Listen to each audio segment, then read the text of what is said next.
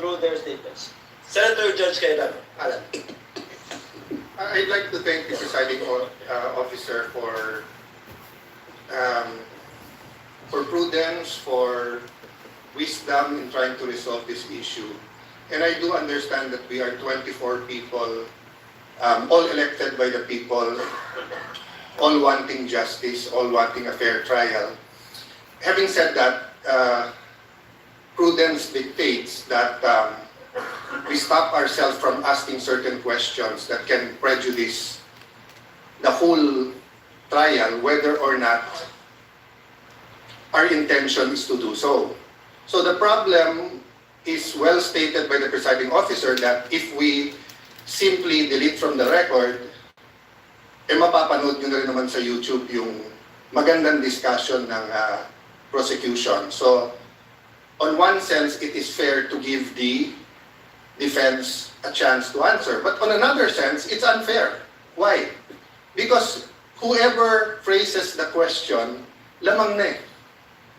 Kasi yung question nga is, why is this an impeachable offense? So for example, if I was the one who stood up yesterday and I asked the prosecution, why is this a political vendetta? And why is the House not investigating the flood control instead of investigating the Vice President? That would be unfair. That would be unfair to the House. That would be unfair to everyone. So simply giving the prosecution the chance to answer that question I asked would be unfair to everyone. So I do not know the solution. I accept the solution of the presiding officer na let's not tolerate any more questions like that. I agree with Senator P. I don't like being called out. But that's the role of the presiding officer and the Senate President. So sana yun lang, no, na one, when we ask the questions, we'll make sure it doesn't prejudice the whole trial. Whatever we say here, may ma-accuse na lawyering for the prosecution or defense. Okay lang yun. Okay lang yun. Sa prayer nga kahapon, di ba? Basta justice, bahala na magalit. Okay. But my last point, Mr. President, let's give the defense a little latitude in not only answering that question, but what you want to say. Because nga, the question is unfair. So if you're simply going to answer that question, then it won't solve the problem na nakapagsalita sila 5 minutes kayo nakapagsalita. So we'll consider, personally, I'll consider the very eloquent answer yesterday as a sort of a closing. So same, personally lang, Mr. Presiding Officer, give the latitude to the defense na parang closing din, whatever. Because they have affirmative defenses. And they did not push us to hear that. They went straight to trial. So dun din sa mga nagsasabi na delay sa dami ng objection, that's unfair. No? Let's give everyone latitude here. The same thing, I think, may konting ano sa internet na photocopies are not original and the council was simply citing, tama ba? A Supreme Court decision. No? And the rules of court. And the rules of court. So, I'm just saying it's an emotional issue. So, all of us will be hit, badgered, whatever. I think trabaho naman nung witness natin, bantayan yung internet.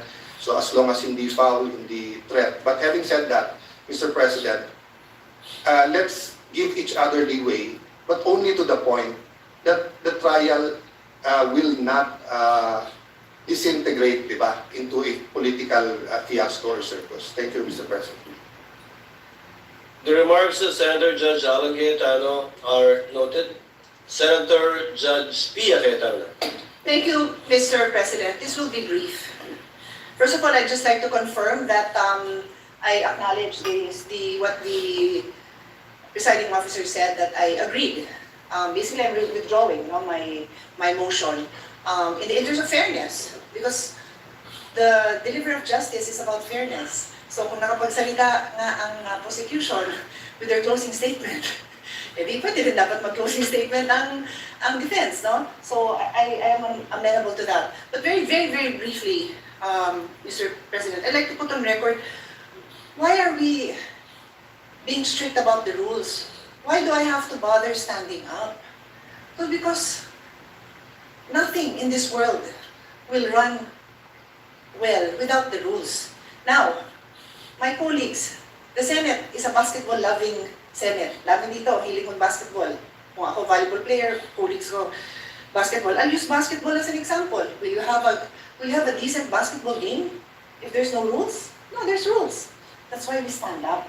And then sometimes there are also opportunities to question the rules. That's also fine. But that's why we have to stand up and call the attention of the presiding officer when we feel that the rules are being violated. And we will continue to do so when we believe it is necessary in the interest of justice. Thank you, Mr. President. The remarks of the lady are noted. Since we are discussing housekeeping chores and matters, let the presiding officer continue with the same. The presiding officer will call for a break midway through in order to afford the parties 15 minutes to relax, go over their notes, and do their thing. In regard to senator judges or counsels for the parties who are not on deck, you're free to answer the call of nature in the least disruptive manner possible and return afterwards outside of the 15 minutes that we will be doing halfway through the proceedings. And finally, a request has been brought to the presiding officer to request as well the senator judges to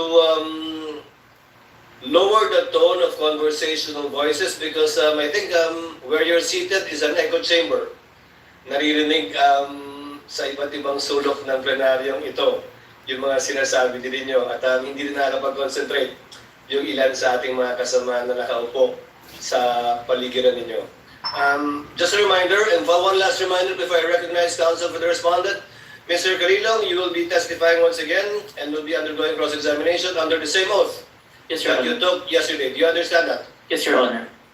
Thank you, counsel for respondent, Attorney Narvasa. If you're ready, you may proceed with your cross-examination. Your Honor, may I be allowed to approach a witness? You may do so. Thank you. Counsel.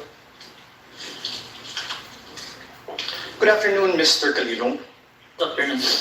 During your direct examination, you testified that you were trained on photo and video authentication. Yes, sir. You said that you were trained for 2 weeks.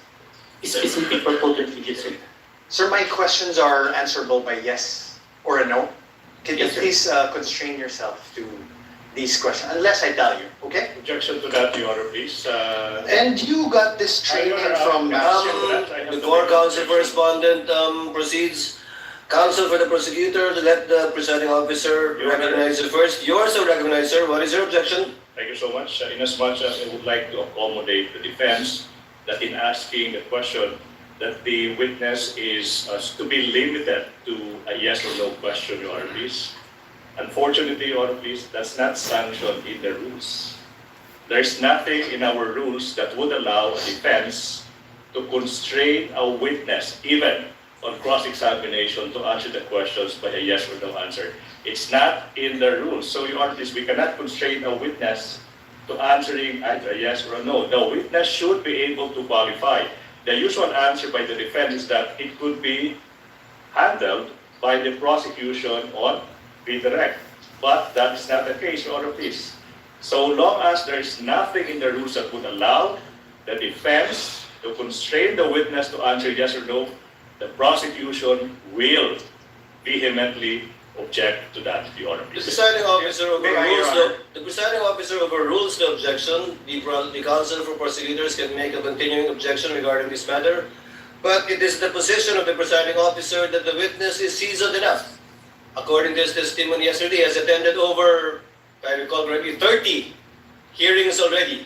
So he would know how to respond and to explain if the need would arise. And it's up for counsel for the respondent, if at all, to strike out whatever answers that are not responsive to his question. Counsel for respondent, may proceed. Thank We you. would abide, Your Honor, we would abide.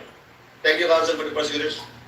And you testified that you got this training from Max Core Interventures. Yes, correct? sir.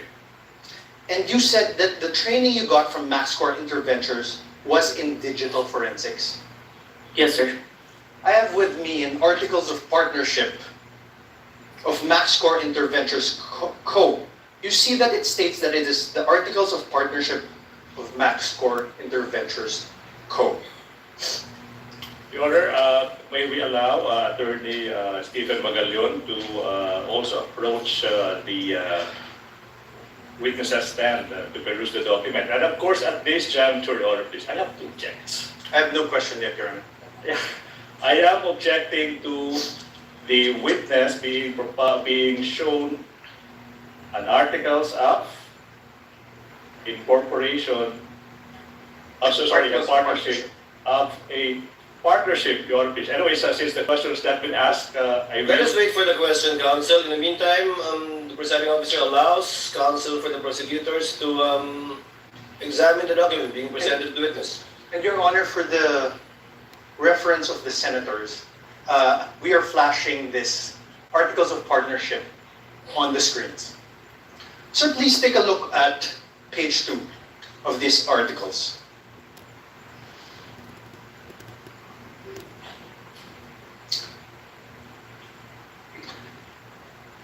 Page 2, sir. That's here. Page 1, page 2.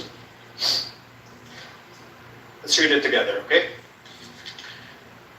Primary purpose, to engage in the business of trading both import and export of goods on wholesale, retail basis. Do you see that, sir?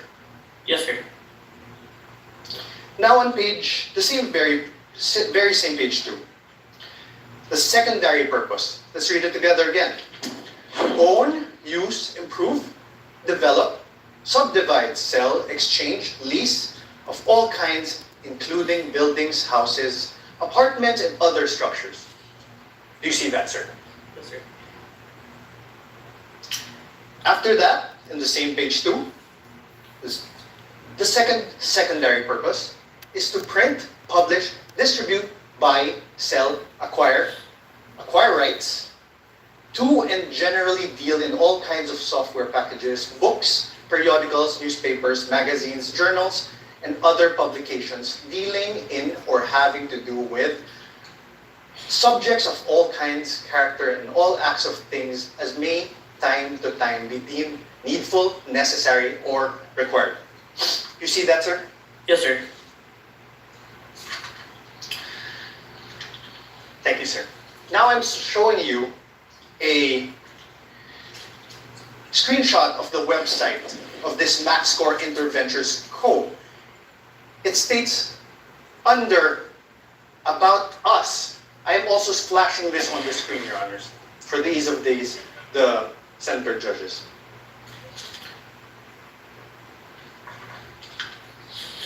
Your Honor, at this juncture, the prosecution will now manifest that there was no question propounded as to the presentation of the Articles of Partnership. And the counsel is now moving forward to the presentation of an alleged website. Therefore, it seems that the defense counsel is the one presenting the documents without propounding any question to this witness. Highly improper, Your Honor, please. Highly improper. The counsel should be asking questions and not presenting document. You will have your turn when the defense team is allowed to present your evidence. 2 documents, no question yet. Highly improper, Your Honor, please. Again, I don't want to put the lawyer on the spot, but that is highly improper. Ask questions. Your Honor, I did ask questions. No, there was no question. Counsel- Can we ask that the transcript be read back? Counsel, kindly proceed. Thank you. Counsel for the prosecutors, with the understanding that Mr. Calilong is not testifying as to the truth of whatever counsel asked him or what he read, because clearly he's not competent Agreed. to testify as to the truth of what is contained in the Articles of Partnership. However, as to the fact that he read it and saw it, up to that extent, and the senator judges are so advised as well. So, you may proceed, sir. Thank you, sir. And I am on cross, Your Honor. Thank you. Sir, under the words about us, it says MaxScore Interventures has been established as a one-stop source of different products and services intended for both government and private institutions. Its company tagline, Innovation Without Boundaries, stands true testament to provide customers with quality merchandise, from the simplest to the most sophisticated ones, at very affordable prices. The company places a long-term business relationship through customer satisfaction on top of its priority list, with integrity and honesty as the foundation of the company. It envisions to evolve into excellence amidst the competitive pace of information technology. You see that, sir? Yes, sir. Sir, now I'm showing you another screenshot of the website of this MaxScore Interventures Co. You confirm that I'm also flashing this for the ease of the court.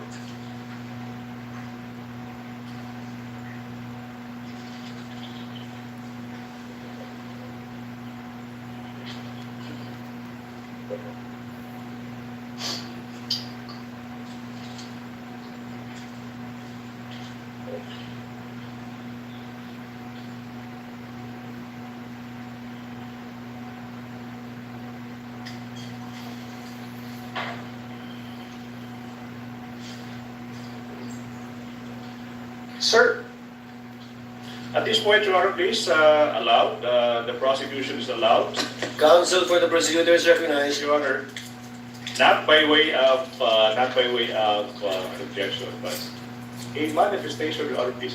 Your Honor, Please, this is, wait. before that, I would like to object to your manifestation. Your Honor, there's no objection. Why is the Your Honor, prosecutor allowed to manifest during my cross-examination? Counsel Honor. correspondent, kindly wait for the presiding Yes. officer to recognize you. Thank you, Your Honor. What is the desire of the counsel for the prosecutors to I make would like to put into record the simple fact, Your Honor, please, that basis has not yet been laid. As to the presentation of these documents, he presented articles of partnership and screenshots of websites without saying who took these screenshots or who, from where did the defense get the articles of partnership. That is only by way of manifestation. No need for the court to rule on that, Your Honor, please. Noted. Earlier ruling of the presiding officer stands. Counsel may proceed. Your Honor, may I respond?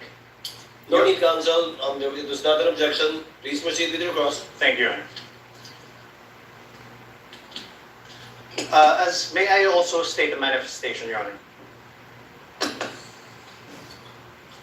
Your Honor, the basis of the defense was laid. For the record, the chair will allow it. Just this Thank you. once, please. The basis of the defense was laid when we asked him whether he testified that he got his training as an expert witness from MaxScore Ventures. That's Counsel, basis. please proceed. Thank you, Your Honor. Sir, could you take a look at this? Under the words "our products," the products seen there are office supplies and equipment, ICT equipment, software and hardware, investigative equipment, hardware and software, emergency response software, and CCTVs. Do you see that? Yes. Thank you.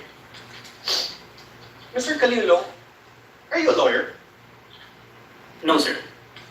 Yesterday, you testified that you signed the Affidavit of Investigation dated February 10, 2025. Yes, sir. Your Honor, may I request a copy from the prosecution?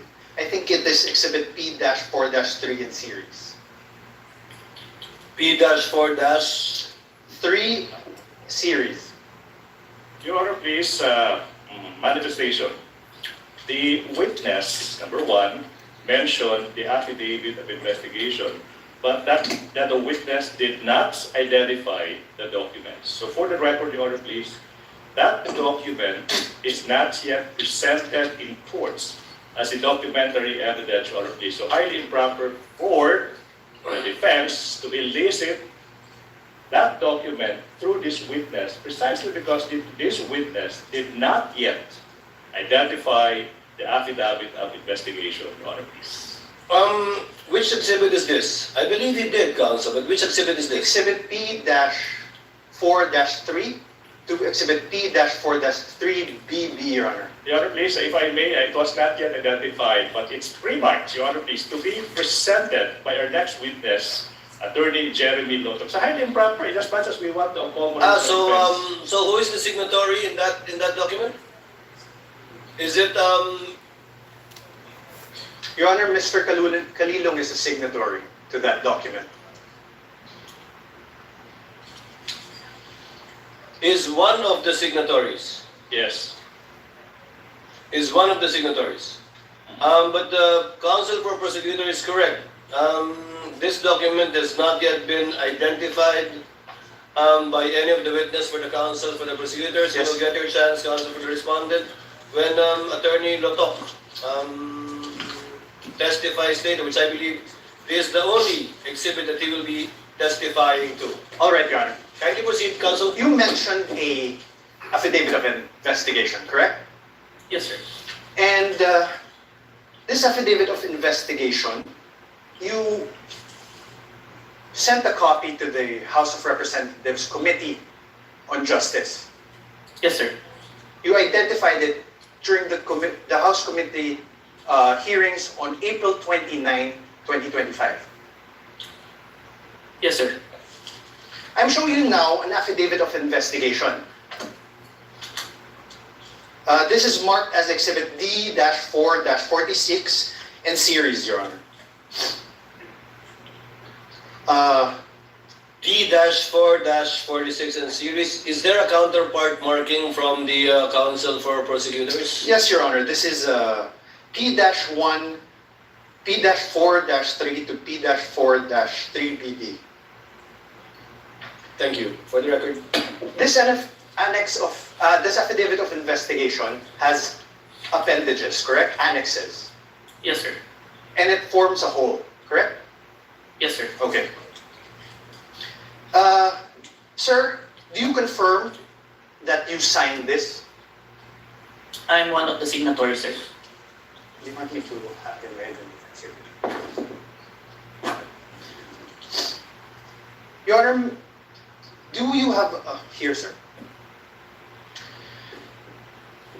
Kaso lang, sir, yung sinumpit mo po, I withdraw, Your Honor.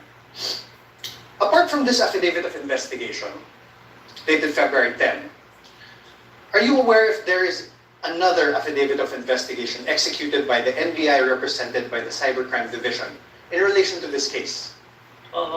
This is the only one that is submitted, sir. No, executed, signed. My question is The defense executed. cannot argue with the witness, Your Honor, please. The witness would know how to respond, counsel. If he is not responsive to your question, do not argue with the witness. Yes, Your Kindly Honor. rephrase. Apart from this affidavit of investigation, are you aware if there's any other affidavit of investigation signed by the NBI represented by the Cybercrime?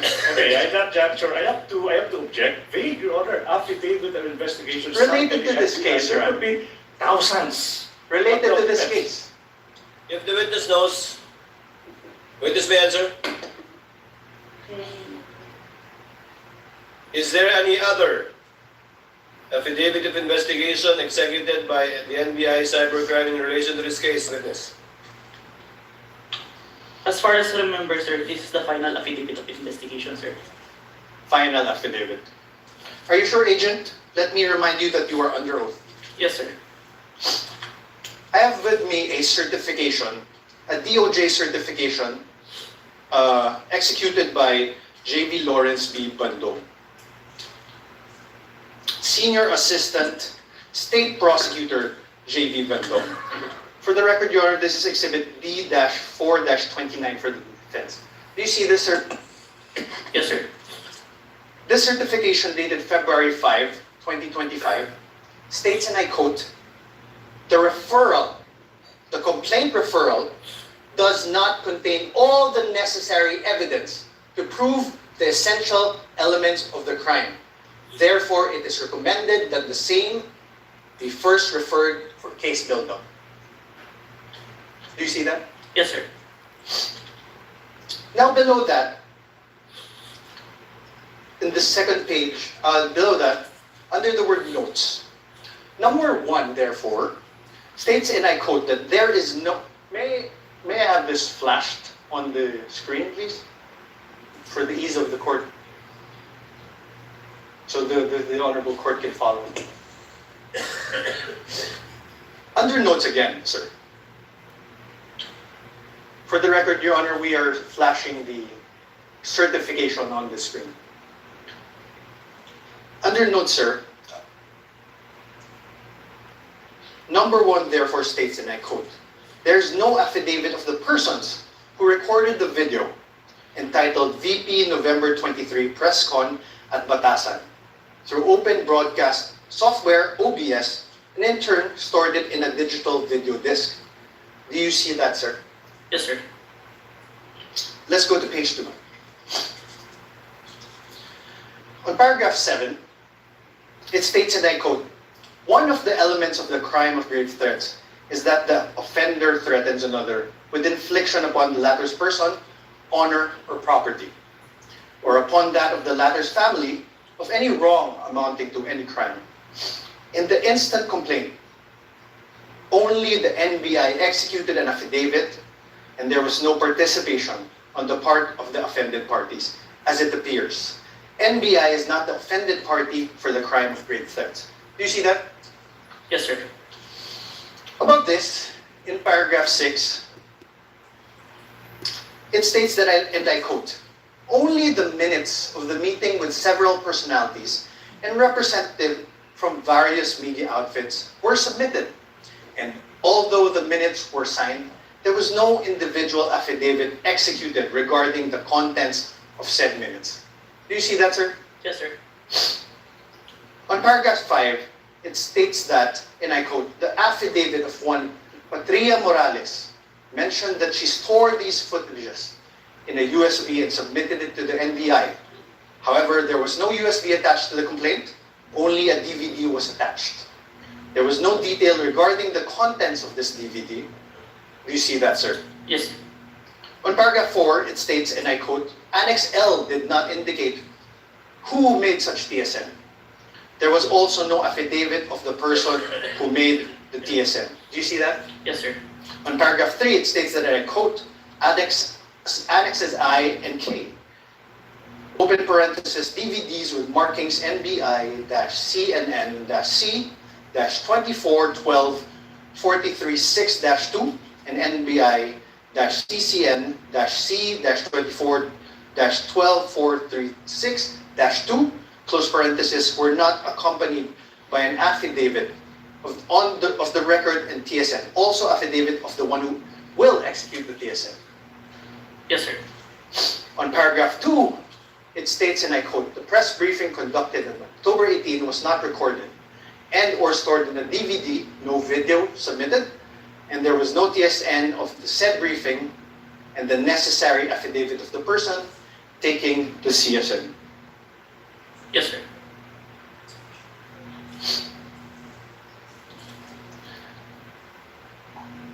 Now you are aware, sir, so now is your memory refreshed, sir? Did the DOJ send back the original affidavit of investigation to the NBI? Yes, sir. As far as Thank you. Now, you are aware that on February 11, 2025, the NBI, through its then director, retired Judge Jaime B. Santiago, wrote to the Office of the Prosecutor General submitting a revised affidavit of investigation. Yes, sir. This is your affidavit of investigation dated February 10, right? February 10, 2025. So, wait. So, objection, Your Honor. The defense said that this is your affidavit dated February 10, without showing any document. to I'm the asking, witness. sir, How could the witness answer to a question that is not accompanied with a document? That should be the basis for the question. and this is your affidavit. I will reform you. Kindly reform, counsel. Thank you. This is your affidavit dated February 10, 2024, correct? Please check.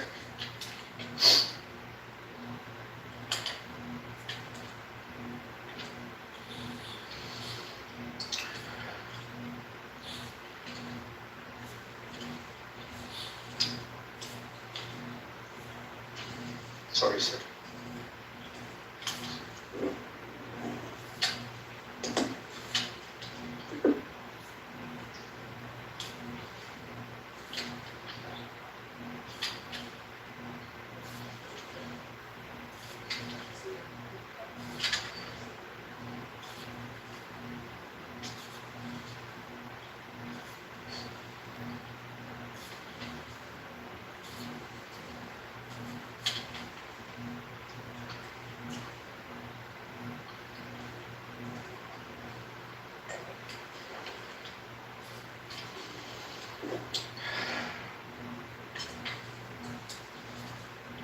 Your Honor, can I make a manifestation, Your Honor, please?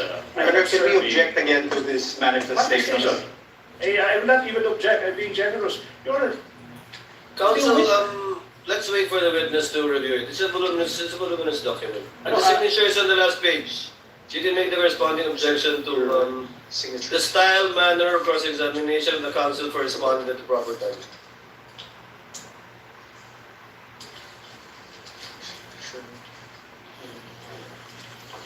And go.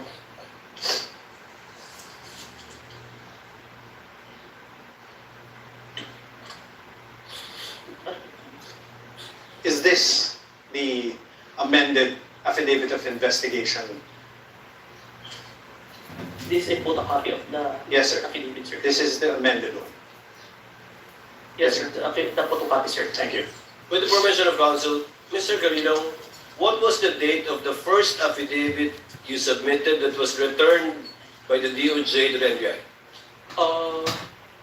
As far as I remember, January 30, and was when the certification was issued, we complied with the requirements and submitted it on February 10. Have you why it's been issued. identified that affidavit of investigation dated January 30 in yesterday's proceedings? No. Yes or no? Sir, Have you identified the January 30? the one that I identified, Your Honor, is the authentication, Your Honor. Not the affidavit of investigation. So you have not done so. Yes, sir. This one, you have not done so too. Yes, Your Honor. For the record, counsel, you may proceed.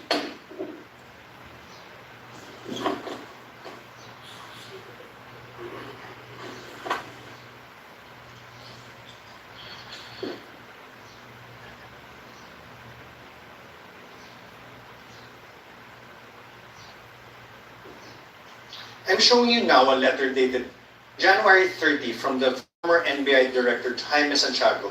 now I have to object, Your Honor, please. You know, the defense has been confronting this witness with documents, even without marking and identifying the source of these documents. Your It's Honor, like plucking out of thin air a document, presenting them the document to the witness, and withdrawing the document Your Honor, that's up without to the... even introducing this piece of evidence, this piece of exhibits into evidence. So my question is, through the presiding officer, is the defense not entering these documents into evidence, Your Honor, please?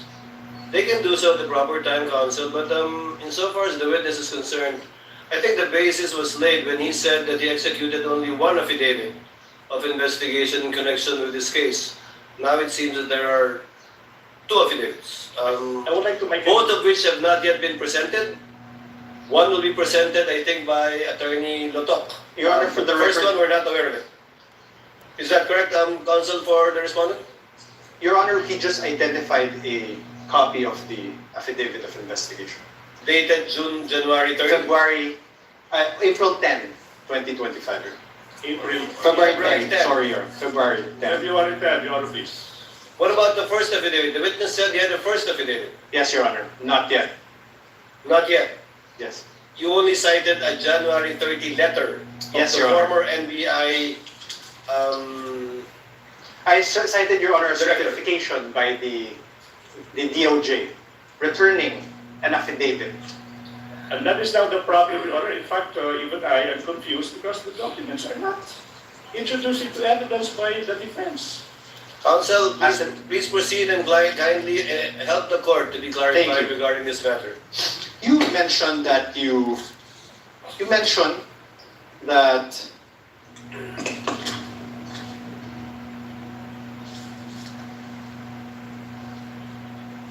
that you were aware that the then director, retired Judge B. Santiago, wrote to the Office of the Prosecutor General submitting a revised affidavit of investigation on February 11, 2025. I'm showing you now that letter dated February 11, 2025. For the record, this is Exhibit D-4-43 for the defense. For the defense, you mean pre-marked? Exposed. Because when you say marked as evidence for the defense, it's not yet. That's not your turn as admin. You have yet to present the your exhibit, so it should be pre-marked, Your Honor, please. No, it's pre-marked, and I believe both the defense and the respondent, the prosecution also have common pieces of evidence which you decided during pre-trial. This is not one of them, which you decided during pre-trial to be marked It's not separately. one of those few common pieces of evidence. Yes, there are a few. Sir, Please proceed, counsel, with the respondent. Witness to answer. there is a signature above the name Judge Jaime B. Santiago. Whose signature is that? Your Honor, now I would like to object to the relevance. A letter is being, the witness being confronted with a letter coming from the former NBI Director, Judge Jaime B. Santiago, and this witness is now being asked to identify whose signatures. That's obvious. I'll allow it conditionally if you can show the relevance Your Honor. insofar as your ability to test the credibility and the accuracy of the witness is concerned. In the meantime, I'll allow it. Kindly show the connection, counsel. Thank you. Sir, whose signature is this?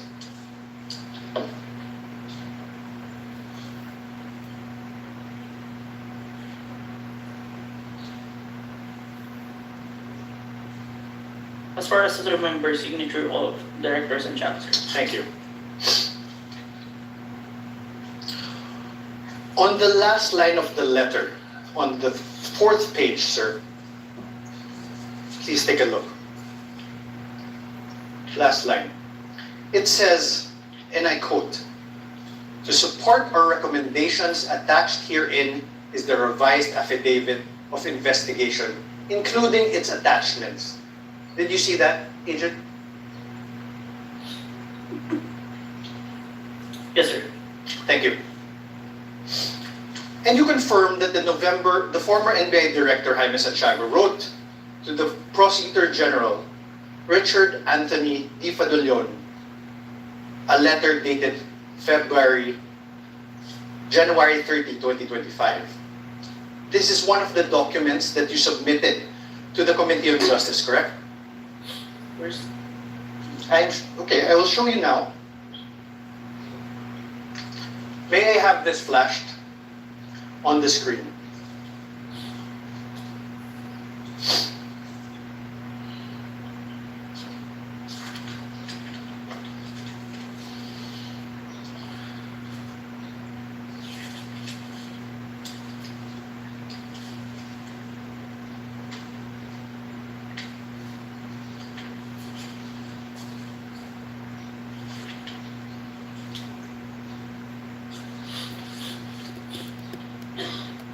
Do you recall this document? Yes, sir. Yes.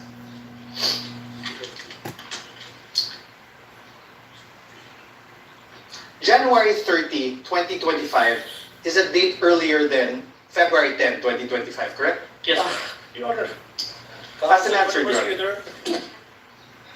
Your Honor, the witness being asked which Your Honor, ask and came answer. first. I mean, relevance, Your Honor. Relevance.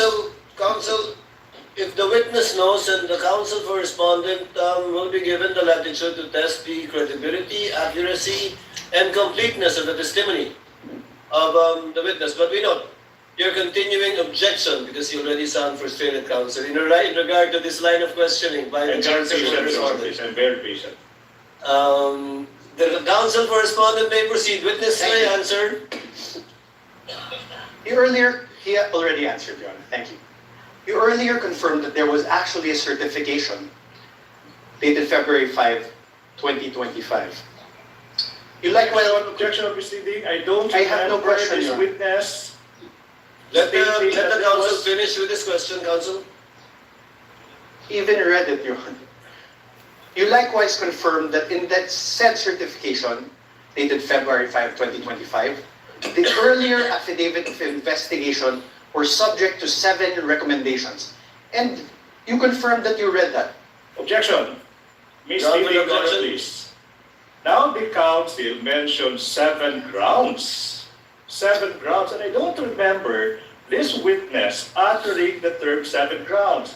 What I do remember, Your Honor, please, is that this witness was confronted with a certification, a letter, whatever, but now the council is now asking this witness to confirm the contents of those certifications or letters. Misleading. No, That's Your- not allowed during cross. The council is now assuming facts that have yet to be established. Can I repeat that? This witness was only confronted with certifications, letters, dated this, dated that. And now, the council now asking, Your you Honor, confirm- please, he's you now confirm, testifying. right? Wait, let me finish. Now he is asking this witness to confirm that in that letter, there are 7 grounds, as if this witness uttered those words. The ground is misleading, definition. This council is assuming facts that have yet to be established through this witness, Your Honor, please. Council, again, the witness is not a newbie. I think he can handle himself and would know how to answer if indeed he is familiar or not with what is being presented to him. And thus far, he has responded based on his knowledge of these documents. Chair will allow it. Witness may answer. Sir, Can you repeat the question, Council? you confirmed that there was a certification dated February 5, 2025. You likewise confirmed that in said certification, Your Honor, compound question. Compound there's question. no question. Wait. Kindly wait for the presiding officer to recognize you before answering. Yes, Your Honor. Yes. Please, counsel for the prosecutors, please finish with your objection. Thank you so much. Can I? Yes, Your please Honor, proceed, counsel. compound questions. The witness is now being confronted with 2 successive questions without allowing this witness to answer the first question. What makes a compound question? No need to lecture, counsel. Counsel for respondent, please reform. Your Honor, I had no question. I had no question yet. Kindly proceed with your question. Thank you, Your Honor. The earlier affidavit of investigation was subject to 7 recommendations from the DOJ Vague, Your for Honor, case please, buildup. objection vague. The earlier investigation, which investigation is the counsel referring to? We already Objection vague. established, Your Honor, there was an earlier one. This is Overruled again. The witness is competent enough to testify. Overruled. Witness, kindly proceed with your question, counsel. Yes. In the revised affidavit of investigation dated February 10, 2025, that you identified, despite DOJ's recommendation number 6 that you earlier read, Objection, Your Honor, there, objection. Sir, Your Honor, I'm not If yet the finished. ground is... Can we wait for the counsel to finish with this question, counsel, please? Okay, Your Honor. The question- Sir, there were still no affidavits of the journalists from the media outlets in your affidavit of investigation dated February 10. Witness, not answer first. Objection, Your Honor, please, misleading. Why is it misleading, counsel? The counsel said the earlier affidavit of investigation. In fact, Your Honor, please, he referred to the February 10 investigation. That's not the earlier investigation. That is the final affidavit investigation submitted to the DOJ. Misleading. Misleading, Your Honor. Your Honor, The presiding officer will ask the question, Mr. Witness, did you attach the affidavits of the 2 witnesses that viewed the video of the Vice President in the February 10 affidavit? Yes, sir. Let me qualify my answer in number 6, sir. You may do so. In number 6, sir, the DOJ requested an affidavit to be executed regarding the contents of the minutes. I executed an affidavit attesting to those minutes, sir, which I'm part of the interview, sir. But was it attached to the February 10 affidavit? Yes, sir. Counsel for the respondent, your witness. thank you. Sir, but there are no affidavits of the journalists from the media outlets, correct? My question is not found there, Your Honor. Oh, Your Honor, please. My question is not found there. Okay, wait. The counsel is confronting the witness with a document, and he propounded questions, and then he asked another question, and he took the document away. What's Your the Honor, purpose of that? Objection, Your Honor, please. My question is plain, Your Honor. Let the Do you- witness peruse the document you presented him with. Let him answer that through the document. My question is plain, Your Honor. Your Honor, a witness should be allowed to peruse the document I am that he not- was confronted with. Counsels, please. Witness, I think the witness understood the question. Mr. Carrillo, you may answer if you understand the question. I will repeat the question. Your Honor. Kindly repeat, counsel. Thank you, Your Honor. There is still no affidavits of the journalists from media outlets appended on your revised affidavit of investigation. Sir. May I qualify the answer? No, sir. Oh. Just answer yes or no. Kindly look at the document presented to you. On redirect, counsel can make you explain the disparity, if any. The question is simple. Are the affidavits attached to the affidavit of investigation?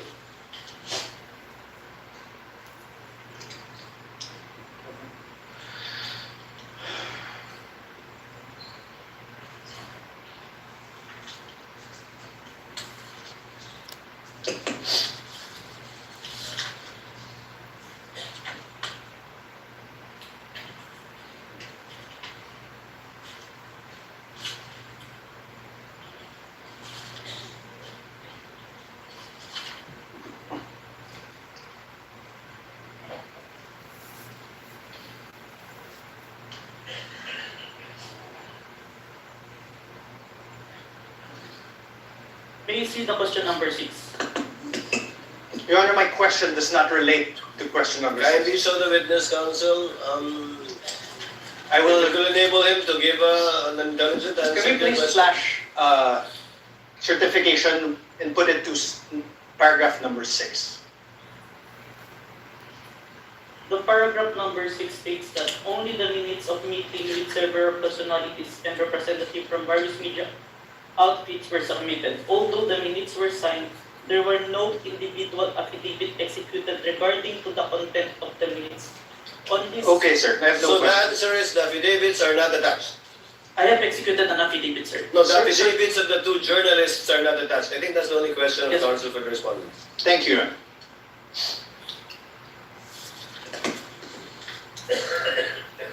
Instead, sir, as you confirmed, what you appended to the affidavit of investigation are affidavits of NBI agents, correct? Yes, sir. Not the journalists who were present The one during the November 23, 2024 press conference. The one who intervened, sir. Yeah, the one in doing it. Not the journalists. Yes, sir. Ask and answer, Your Honor. Move forward. Sir, in the revised affidavit of investigation dated February 10, 2025 that you identified, despite DOJ's recommendation number 7, can we show again DOJ recommendation number 7? In the certification dated February 5, 2025, it is still the NBI Cybercrime Division that is the complainant. I believe this is answered on the letter of the director, sir. Sir, my answer is answerable by yes and no. The complainant is still the NBI Cybercrime Division. Yes, sir. Thank you. The supposed offended parties in this case would be President Bongbong Marcos, Yes, sir. the First Lady Lisa Marcos, Yes, sir. the former Speaker of the House Martin Romualdez. Yes, sir. Did President Marcos appear before the NBI during its investigation? No, sir. Did the First Lady Lisa Marcos appear before the NBI during its investigation? No, sir. Did the former Speaker Martin Romualdez appear before the NBI during its investigation? No, sir. Sir, I'm showing you again for the record the affidavit investigation. Sir, did you attach to that affidavit of investigation dated February 10, 2025, an affidavit of the President Marcos? Only the responses, sir. Sir, listen to my question. That's the answer. Your Honor, he did not answer, so I am entitled to ask again. Not responsive. The question was, Mr. Witness, did you attach the affidavit of President Marcos to the February 10 affidavit? No, sir. Did you attach an affidavit of the First Lady Lisa Marcos on your affidavit? No, sir. Did you attach an affidavit of former Speaker Martin Romualdez on your affidavit of investigation? No, sir. To your knowledge, if you know, sir, did President Marcos file any criminal complaint against Vice President Sara Duterte as a result of the November 23, 2024 online press conference? You made a statement. No, sir. My question is, if you know, did the President file any criminal complaint against the Vice President? I have no personal knowledge. Did the First Lady Lisa Araneta Marcos file any criminal complaint against VP Sara? I have no personal knowledge. How about the Speaker Martin Romualdez? Did he file any criminal complaint against VP Sara as a result of the November 23, 2024 online press conference? I have no personal knowledge. Did you really investigate this case? Oh, Withdrawn, Your Honor. Withdrawn. Withdrawn. Did you really investigate this? How about the Speaker Martin Romualdez? In other words, sir, the alleged offended parties were not included as complainants in the case you filed with the Department of Justice. Yes, sir. Thank you. Please. Thank you.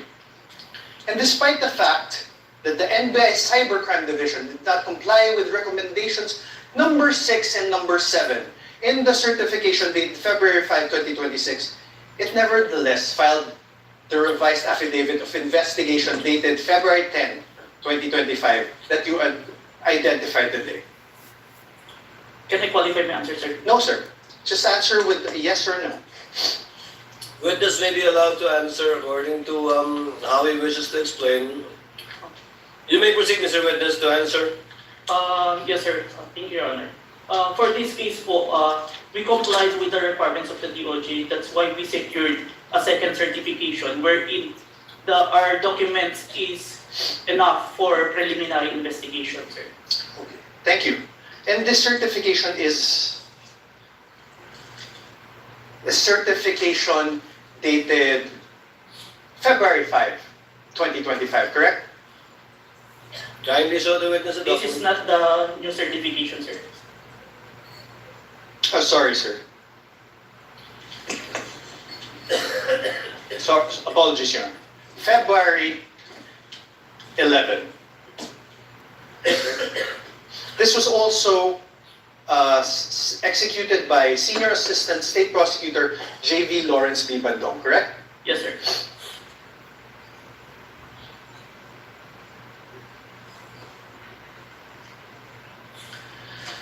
Now let's discuss the nature of the investigation you conducted. You claimed in your affidavit, sir, that affidavit of investigation, that the NBI began its investigation into the VP's remarks because it was directed by the DOJ to do so. Motu proprio and directed, sir. There, okay. Do you understand what you just said, sir? Oh, Yes, sir. oh. Can I I'm object asking, to that, sir. Your Honor, please? I'm asking, sir, it makes sense, sir. Argumentative counsel, move on. Motu proprio, sir, means, Oh, no, objection. You cannot lecture, counsel. This is sir, what does cross-examination. you mentioned motu proprio. What does it mean? Even without a complainant, we started the investigation, sir. Are you sure, sir? Oh, argumentative. Are you sure, I guess- sir? Move on, Are counsel, you move sure, on. sir? How?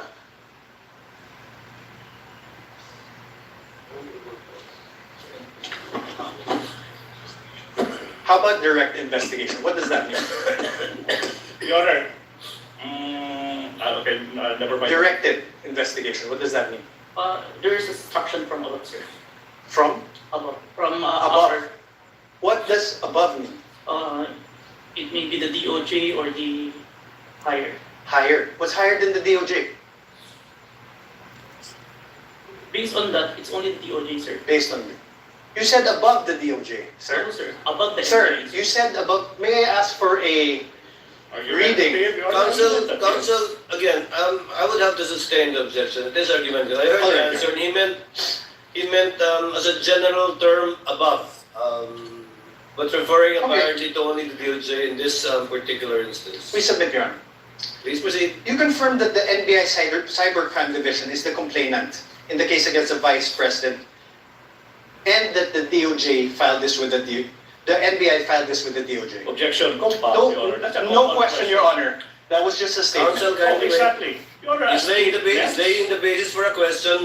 Go to your question, Counsel. Sir, the NBI, of course you're from the NBI, is under the Department of Justice. Yes, sir. Your Honor, we can take judicial notice of that. Your Honor, if I'm on cross, Your Honor. I know, but No, there are things that no. will not be Your Honor, discussed. please. Can I, Your Honor? Your Honor, please. Counsel, let's give him some latitude. second- Although we can take judicial notice of that, it's part of his cross-examination. Yes, thank you, Your Honor. The Secretary of Justice is meanwhile the head of the DOJ, correct? Yes, sir. It's the Secretary of Justice exercises control and supervision over the NBI. Yes, but even No more questions. The witness Yes is or no, answering. Mr. Witness? If you know. Can you repeat, sir? Mr. Witness? The Secretary of Justice exercises control and supervision over the NBI. Yes or no? We are under, sir. But we're independent. So you do not know. Oh, Your Honor, that's Sorry. argumentative. So Sir, are you- No? All right, Your Honor. Are you aware of Book 4, Chapter 8, Oh, Supervision and Control of the Admin Code? Your Section Honor. 39, Your Honor, I have no Your Honor. question yet. Yeah. Please. Yeah. Section Counsel to 39, the prosecutor, let the counsel for respondent finish his Yes, question. Your Honor. Section 39 thereof, Secretary's authority. The Secretary shall have the supervision and control over the bureaus, offices, and agencies under him. Supervision and control. Sir, my question is this. Is the NBI, the National Bureau of Investigation, under a bureau under the Department of Justice? Yes, sir. Thank you. And sir, the President has control over all executive departments, correct? I believe so, sir. The DOJ is one of those executive departments, correct? Yes, sir. And the current President is Ferdinand Marcos Jr., correct? We agree to that. That's judicial notice. Your Honor, please. Yes or There's no? no other president. Oh, he answered already, Your Honor. Already asked and answered. The head of the executive branch is President Ferdinand Marcos Jr., correct? Yes, sir. The very same Ferdinand Marcos Jr., who you said was an offended party in the case against Vice President Duterte. Yes, sir. So, in other words, the NBI investigated and filed the complaint. The DOJ directed the investigation and will determine whether the case should proceed to court. And the alleged offended party, President Marcos, is the constitutional head of the executive branch, Objection. exercising control over both the DOJ and the NBI. I withdraw, Your Honor. I withdraw, Your Honor. I withdraw. Oh, Your Honor. It's even more compound question. Nothing to object to. Several Withdraw, subject Your Honor. matters. Withdraw. Counsel, move on. Withdraw. Sir, you testified earlier that you investigated the Vice President in relation to the press briefing that she conducted on November 23, 2024. Yes, sir. This investigation by the NBI Cybercrime Division was started after the conduct of the November 23, 2024 press briefing of the Vice President, correct? Yes, sir. So basically, to put it simply, the investigation was done after the supposed incident on November 23, 2024. The same day, sir. The same day, but after. Oh, Your Honor, the same day and after. Same, not responsive, Your Counsel, Honor. clarify your question. Same day, The same day. investigation was done after, later than, the supposed incident on November 23, 2024. Yes, sir. Thank you. You mean to say later that day? Yes, Your Honor. Because how can you investigate something that hasn't happened yet? Correct, Yes, Your Your Honor. Honor. Please proceed.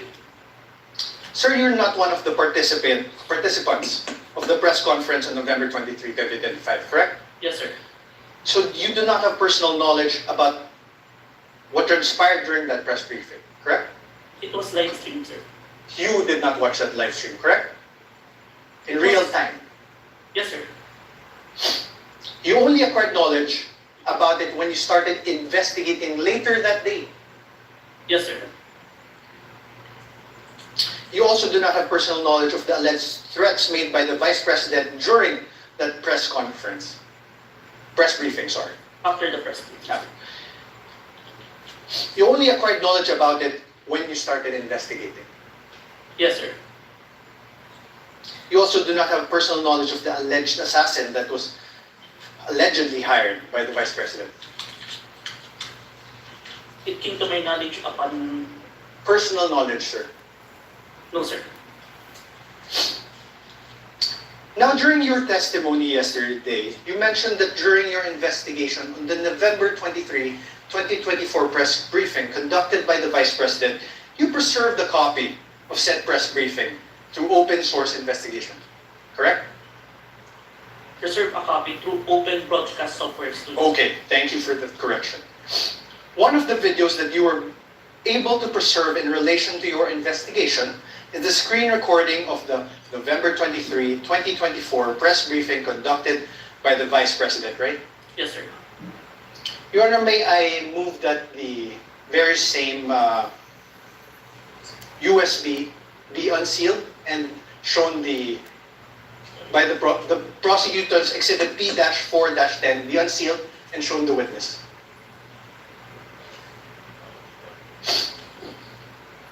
Counsel for the prosecutor so instructed. Thank you, Your Honor.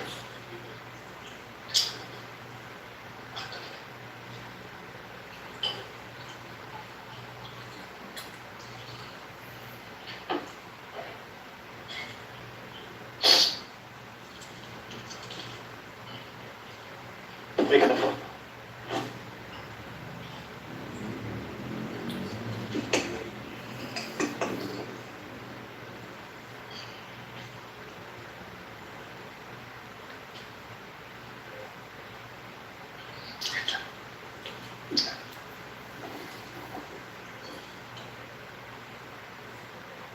November 10.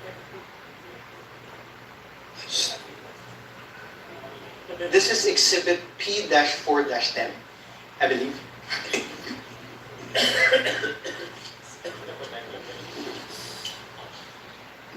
Your Honor, may I request that he unseal the USB and that it be allowed to be played?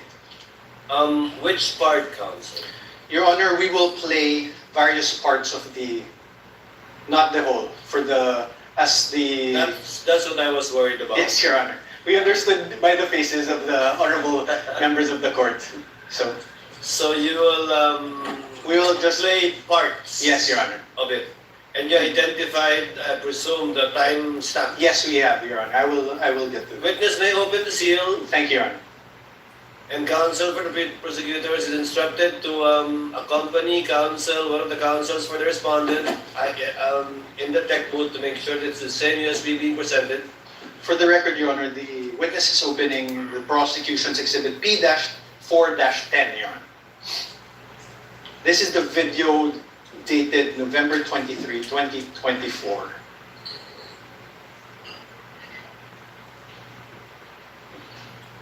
I have unsealed the flash drive, sir. Counsel this with understanding, okay, very much like yesterday, that this USB will again be sealed and signed by both parties. Yes, Your Honor. Your Honor, we request that this be played. Here, brother. Sorry. Counsel for the prosecutors kindly accompany a representative from the counsel of the respondent to the tech booth to make sure that the same USB to be played.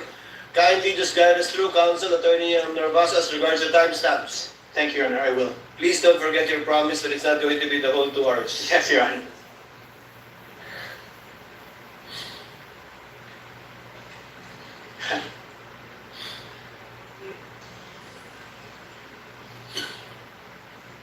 Reading.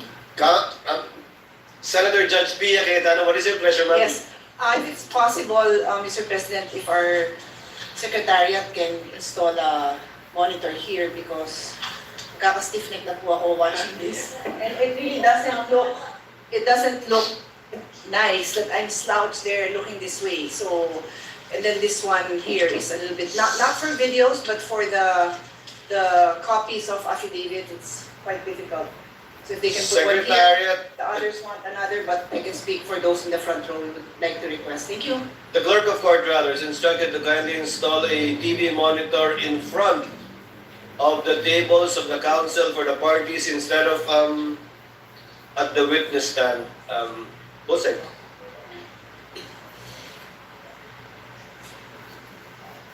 Underneath the table of the counsel for the parties, Senator Judge Pia.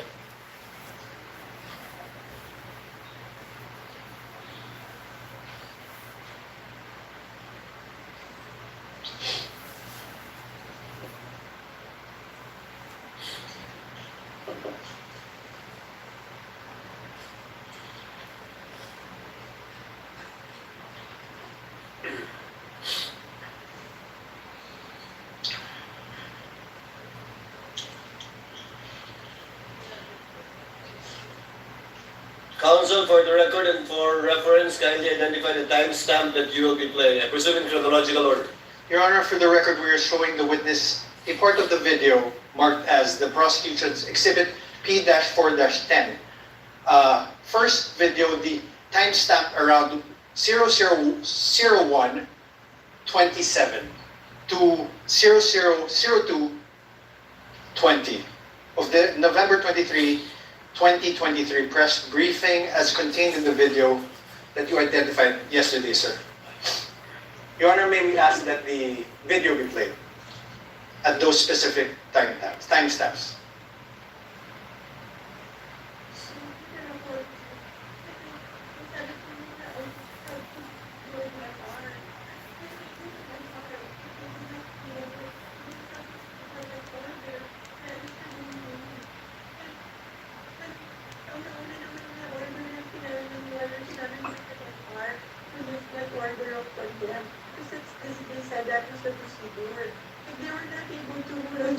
That, how were they able to come up with an order, to transfer me to the women's correctional in the dead of the night?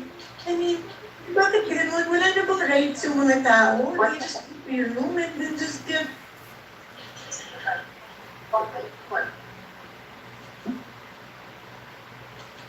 I don't understand. Your Honor, may I ask that the video be stopped? Sir, do you know who that is in the screen, in the video that you identified? Attorney Sulaika, as far as I understand.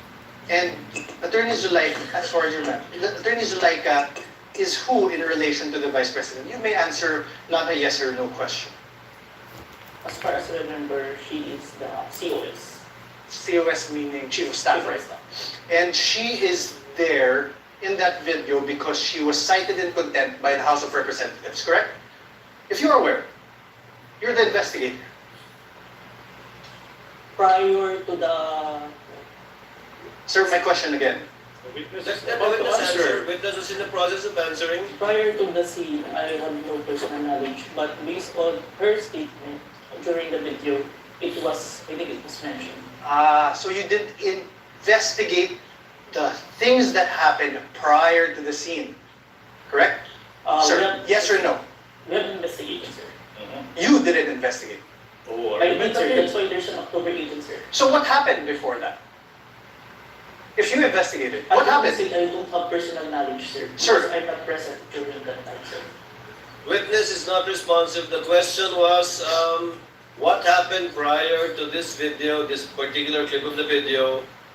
If you know, given that you investigated the incident, as you said. As far as I remember, there is a hearing in the House of Representatives. What committee, sir? I can't remember the committee, sir. What happened, sir?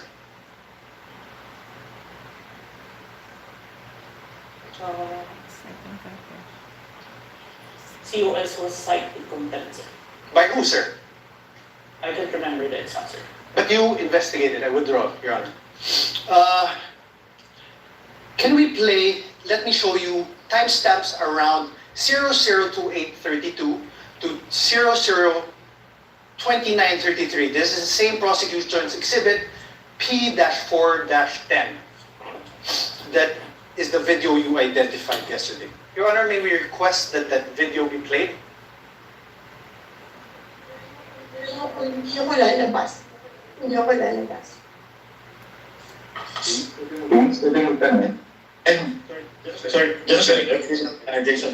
Sorry, sorry. Go on. So after you pushed back attorney, they left the room, no? Tama ba? Did they appreciate that detail accurately? Because I think alam ko naman nila na mali yung ginagawa nila. You don't treat people in the head of the night. What is that? It's sort of, di ba, official business hour. Because hindi naman po ako criminal eh. I am not a criminal. I am already here. In their facility, I have assured them already that I will attend. They're leaving on Monday. So why will they treat me like that? So that's why I said I want my lawyer. I want my lawyer. Chop, lazy. Sir, did you consider this in making your evaluation in the revised affidavit of investigation dated February 10, 2025? Yes, sir. Thank you. Now let me show you timestamps around 003305 to 003432 of the November 23, 2023 press briefing as contained in the video that you identified yesterday, the prosecution's exhibit P-4-10. Your Honor, may we request that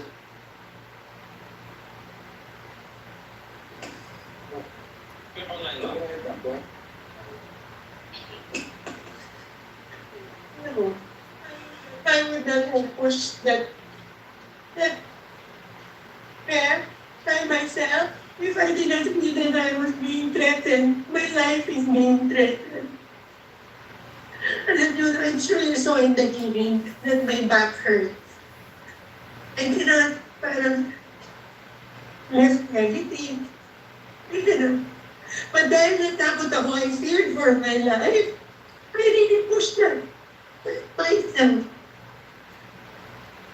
Because this is not harassment. This is really a threat to my life. I gang up on you in the middle of the night. Huh? How is that done? Isn't that a threat to my life? Alam nila that I'm sick. I have said that repeatedly. The doctor came here. Stop. Thank you. Sir, did you investigate the threats to Zulayka's life? We need a complaint for this one. That's why Yes or no, sir? Did you investigate? we did not, because there's no You did not. complaint. Okay, thank you. The amount of proof. No question, sir. The witness may be allowed to answer, Your Honor? I had no question. Already answered. Did you consider this part in making your evaluation in the revised affidavit? Asked and answered. He said This is a yes different earlier. part, Your Honor. This is a It's a different different part. Did you What does the consider answer- this part in your evaluation in the revised affidavit of investigation dated February 10, 2025? Yes, sir. Okay, so despite considering these parts of the aforesaid videos, the NBI still recommended the filing of complaints for grave threats and inciting to sedition only against the Vice President. Yes? May I qualify my answer, sir? No, sir. Yes or no? There's a reason why Sir, your counsel may ask you questions. This is my turn. Proper Sir? subject matter for redirect. So, despite considering these parts of the videos shown to you, the NBI still recommended the filing of complaints for grave threats and inciting to sedition against only the Vice President. Yes, sir. Now, in the revised affidavit of investigation dated February 10, 2025, in page 15, paragraph 40 thereof, it is stated there, and I quote, "We unanimously believe that Vice President Duterte may be held liable for grave threats defined and penalized under Article 282 of the Revised Penal Code and inciting to sedition defined and penalized under Article 142 of the Revised Penal Code in relation to RA 10175 or the Cybercrime Prevention Act of 2012. You see that, sir, right? Yes, sir. This conclusion was reached by you together with other affiants of the revised affidavit of investigation dated February 10, 2025, correct? Yes, sir. Now, sir, you mentioned that you're not a lawyer, right? Ask and answer. Asked and answered. To date, we are aware, are you aware if any court has convicted the Vice President for grave thefts over what transpired on November 23, 2024? As far as I know, not yet, sir. Not yet. As far as you know, Mr. Witness, as far as you know, no. No, sir. Proceed, To Counsel. date, thank you, Your Honor. To date, are you aware if any court has convicted the Vice President for inciting to sedition over what transpired on November 23, 2024? No, on my personal knowledge, sir. Thank you. But you're the complainant, right? Argumentative, Your Honor. I was just asking. Sustained, move Ask and on. answer. Argumentative and withdraw your question. Improper. Attached to the revised affidavit of investigation, which you identified and submitted to the DOJ and the Committee of Justice, is your affidavit of transcription of the press conference on November 23, 2024. I am showing you this now. For the record, sir, Your Honor, I will show the... Can you...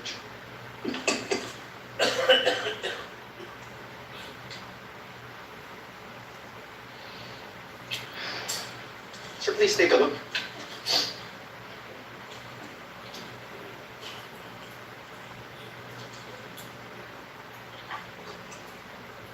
Can you please state in for the record? This is your affidavit of transcription.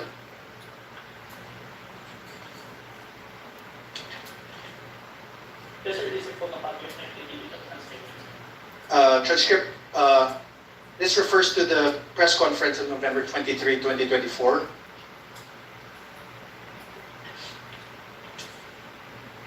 Yes, sir. You signed this on December 20, 2024. Yes, sir. Sir, please take a look at your paragraph 2. Let's read it together.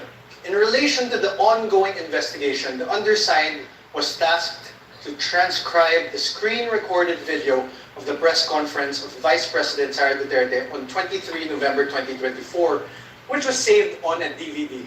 You read that, sir? Yes, sir. On paragraph 3 thereof, let's read it together. Undersigned transcribed the video mentioned above which resulted in a CCD transcript hereto attached. Yes, You sir. read that, sir?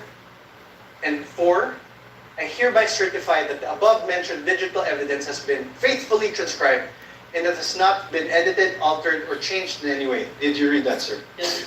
And I am, on number 5, paragraph 5, I am executing this affidavit to attest to the truth of the foregoing facts and circumstances and for whatever legal intent and purpose it may serve.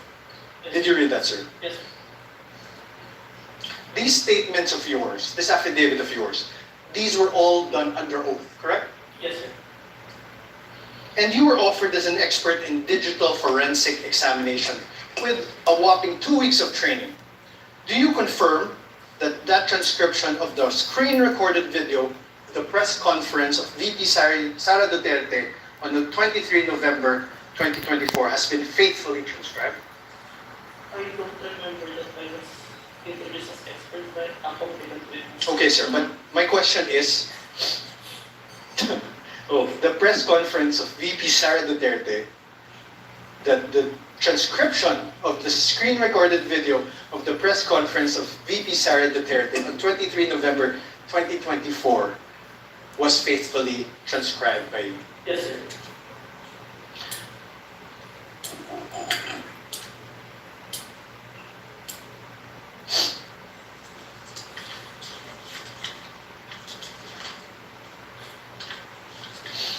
Sir, attached to this affidavit is the transcript, correct? Can you please take a look? Yes, sir. And Your Honor, may I ask again that the video, parts of the video be played of the press conference on November 23, 2024. Let's go through it together, sir. Where's the timestamps?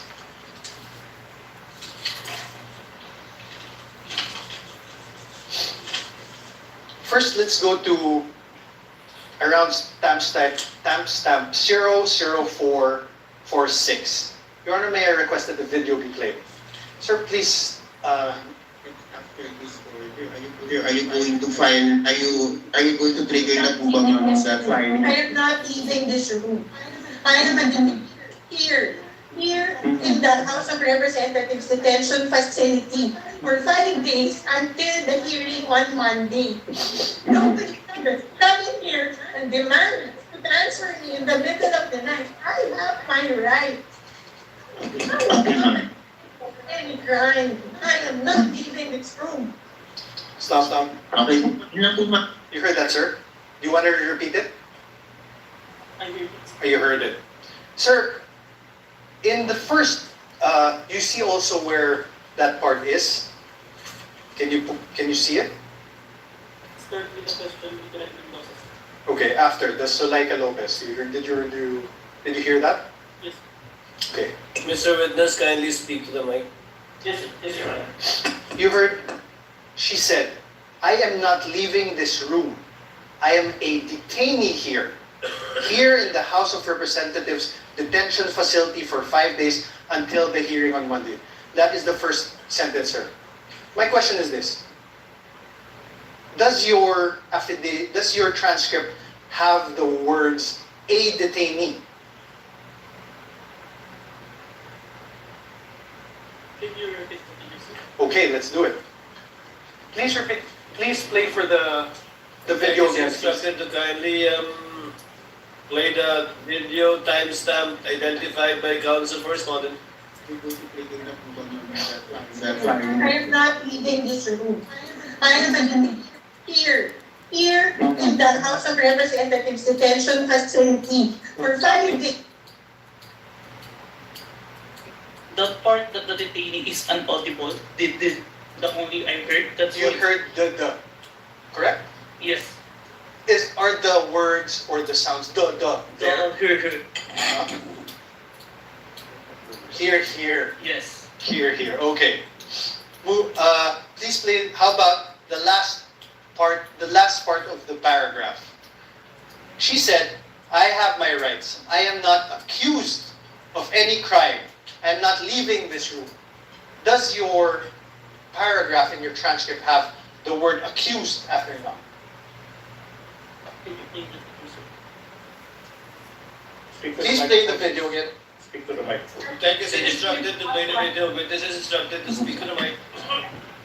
Demand to transfer me in the middle of the night. I have my rights.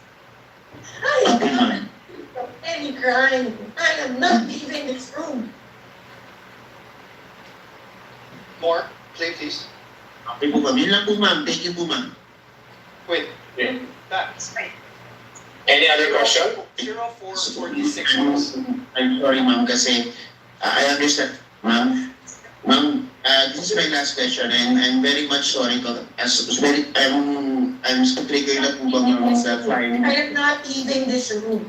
I am here in the House of Representatives detention facility for 5 days until the hearing on Monday. Nobody can just come in here and demand to transfer me in the middle of the night. I have my rights. I am not accused of any crime. I am not leaving this room. Stop. Okay po kami? Is the word accused in your transcript? What I heard is root, sir, The root of any crime. of any crime. Yes, sir. Let's play 001238. Can you please go to 001238?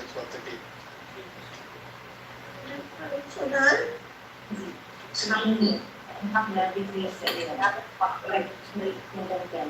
Diba? Sinabi nila sa iyo, isip na rin magandang. Ito niyo pa. Sabi nila, sa akin, nanonood si Darlene during the hearing. Sinuspend po ng chairman Suwa yung Stop. please. Your Honor, please. Now, I'm now registering my objection as to the relevance, Your Honor, please. If I may explain, Your Honor, of this line of questioning, Your Honor, please, if I may. Counsel may explain his objection. Your Honor, please. This witness already identified the video containing the contents of that press conference on November 23, 2024. And the counsel is now confronting this witness whether there are minuscule portions of the 2-hour video, like detaining accused, whether this appear in the transcription. Now the basis for the objection is irrelevance. How can it be relevant? How can it be relevant, assuming but not conceding that these two minuscule words, detainee and accused, are not reflected in the transcript, when in fact this witness said he investigated not only on the basis of the transcript, but on the basis of the video that he himself viewed? What's the relevance? Overruled part of cross to test the accuracy and the truthfulness of the witness insofar as his transcription of the video is concerned. Thank you. Counsel may proceed. Thank you. Please play again 001213.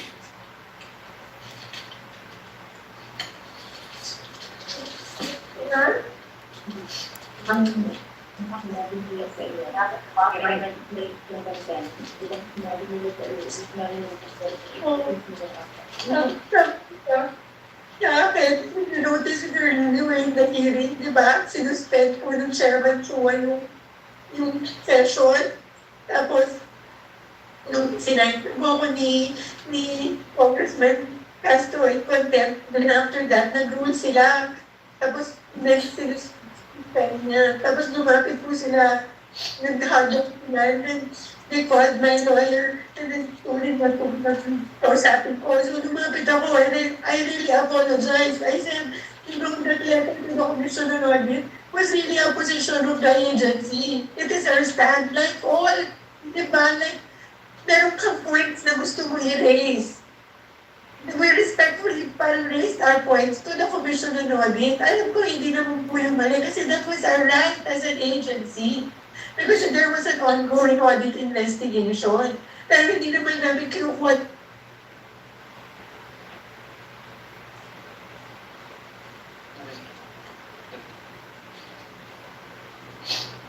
Did you hear the Vice President speaking?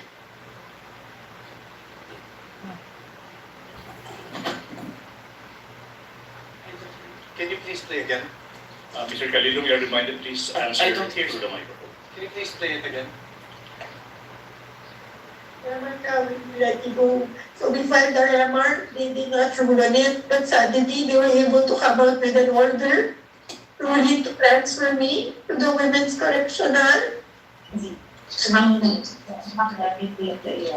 Kaya nag-play. Diba sinabi nila? There. Did you hear that? There are sounds, but I can't distinguish the words. Can you play it again? Your Honor, ask and answer it. What's the point? Okay, withdrawn, Your Honor. No further questions. No further question Are for we this done? witness. On cross, counsel, do you have redirect? Of course, Your Honor, please, for the utter failure I of was hoping you wanted. Yes. for the please utter continue. failure of the respondent to Counsel, demand. before I recognize counsel for the prosecutor, Your Honor, Senator Judge Tulfo Rafi is recognized. Your Honor, sorry, may I move to strike that statement of the Oh, prosecutor? how can it be, Your Honor? That's my manifestation. I'm about to answer the question of the presiding officer. We will review the journal tomorrow. I did not even hear anything. Yes. This is strikeable, counsel, but we will review the journal tomorrow. Your Honor, he said for the utter failure of the respondent.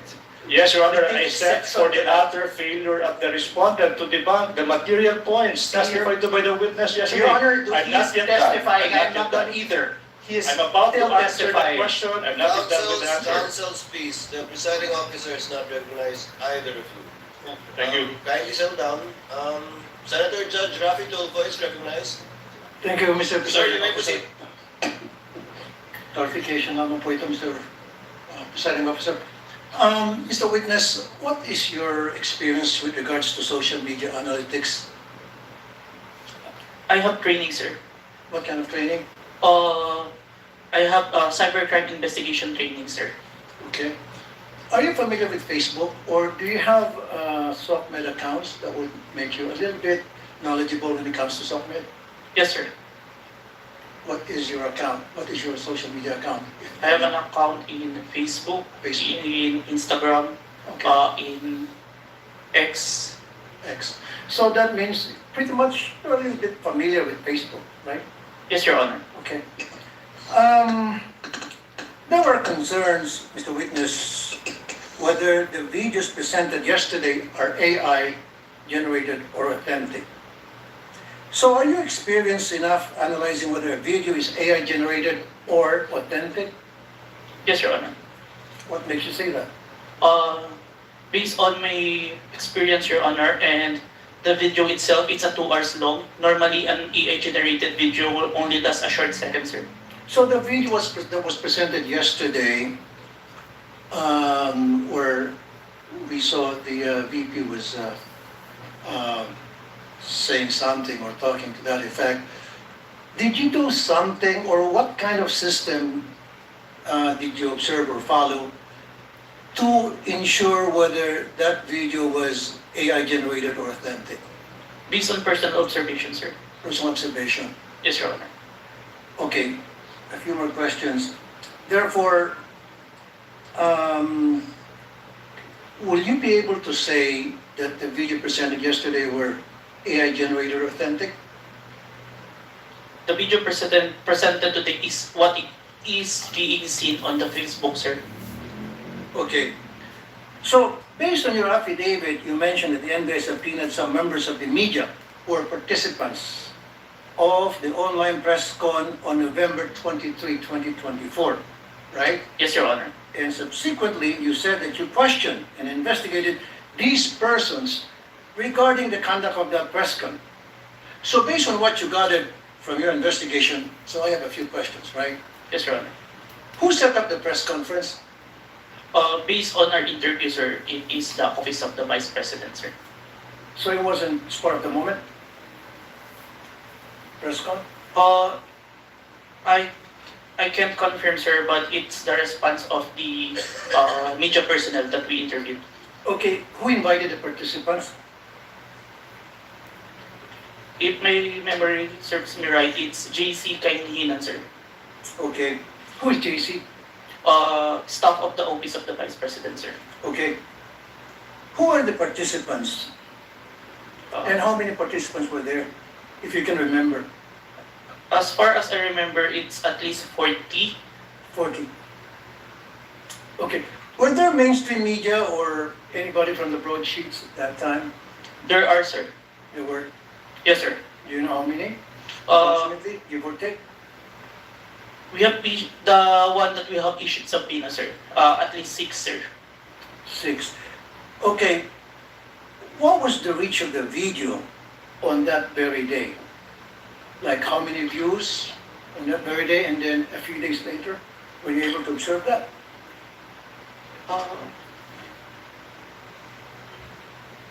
I can't remember, sir. You can't remember. Okay.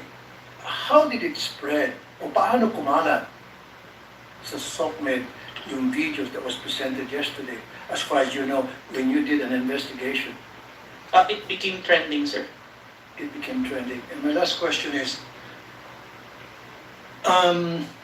kasi in-establish dito is inciting to sedition on top of yung sa sinasabing great threat.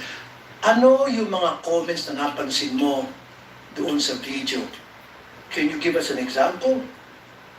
One of the comments, because on the video November 23, there were mentioned about people power when asked a question by Princess Maui.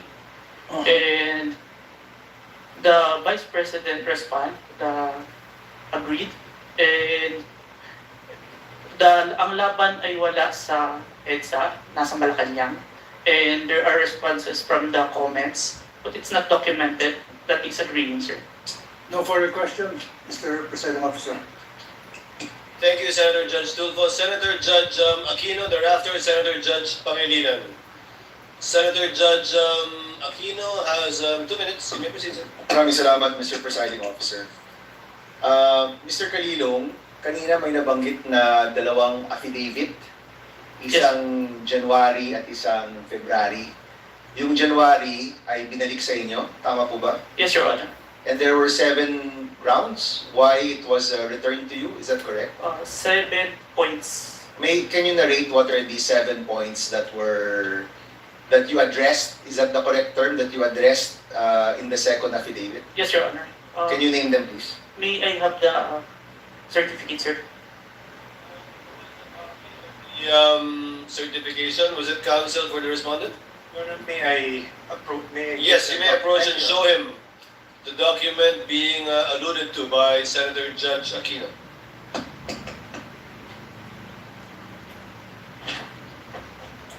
Note 1. There is no affidavit of the person who recorded the video entitled BP November 23 Press Call at Batasan through open broadcast Super Studio and in turn stored in the DVD. Number 2. The press briefing conducted on October 18, 2024 was not recorded and or stored in DVD, and there was no TSN of the said briefing and the necessary affidavit to the person taking the TSN. Number 3, Annex I and K DVD with markings NBI-CCN-C-24-12436-2 and NBI-CCN-C-24-12436-2 were not accompanied by an affidavit of the recorder and the TSN.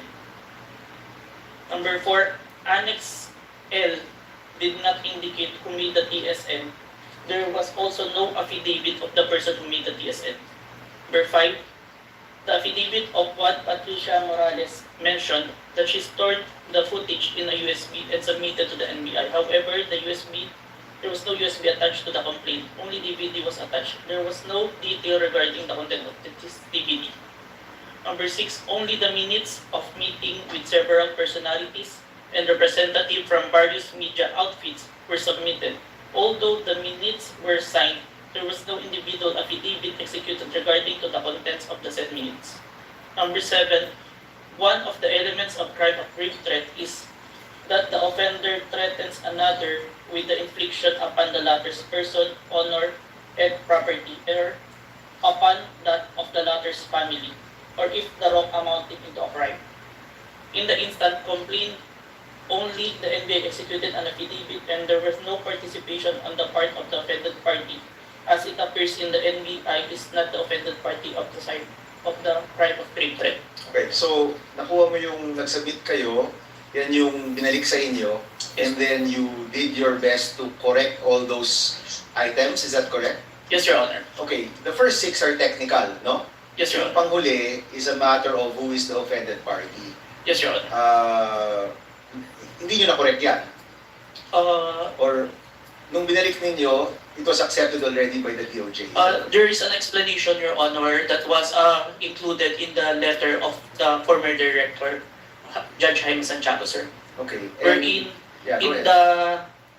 in the filing for preliminary investigation, it is not required for the victim to execute an affidavit, complete affidavit. Yan yung sagot ng NBI. Yes, Your Honor. And once you submitted, it was accepted by the DOJ. Yes, Your Honor, and we received a certification, Your Honor, that our evidence is enough for preliminary investigation, sir. Okay, yun na yung second response to the second affidavit that you provided. Yes, Your Honor. Okay. May mga nabanggit dun sa mga statements tungkol sa hitman.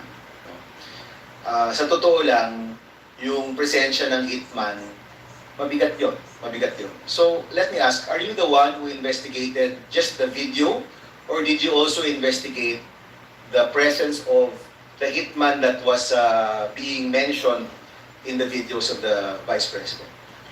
I was only tasked for the video, sir.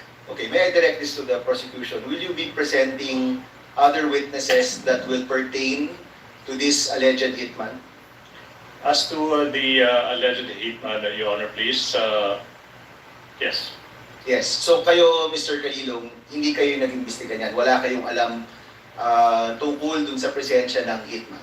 Yes, Your Honor. Okay, Mr. President, I will refrain from my questions and wait for the witness pertaining to the hitman. Maraming salamat. Noted and entered into the record, Senator Judge Pangilinan, thereafter Senator Judge Ontiveros, and then Senator Judge Villanueva. Thank you, thank you, You have to- thank you, Mr. Presiding Officer. The question is to the witness.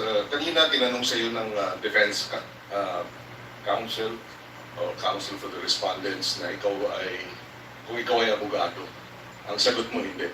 Yes, sir. Ikaw ba degree holder? Yes, Your Honor. Ano ang degree? Bachelor of Science in Accountancy, Bachelor of Science in Accounting Technology, and I'm a certified public accountant, sir. So you're a certified public accountant. Yes, sir. Kahapon, tinanong ko sa iyo yung training. No, kasi nabanggit mo nagkaroon ka ng mga training. Ang nabanggit mo kahapon, 2 weeks ng training. Yes, sir. Pero on what matter? Only on photo and video authentication, sir. Okay. Meron pa bang ibang training na ikaw ay you went through bilang expert or competent witness sa usapin ng digital technology, cybersecurity, online training? Meron ba? Yes, Your Honor. Anong mga ito? I mentioned that I have a training in Certified Computer Hacking Forensic Investigator. I have a training in Computer Forensic, Mobile Forensic, and Photo and Video Authentication training. I have also training in Cybercrime Investigation. We also undergone a 480 hours training on cybersecurity. And a training before we start the bureau, we have undergone the NBI Academy, which teach us all the aspects in investigation, sir. Okay, and siguro last question. Ang training na ito, puro local ba? O meron ding training sa ibang bansa? I have an international, sir, recently. Ano yan? It's a training in Strasbourg. Okay. The name of training is...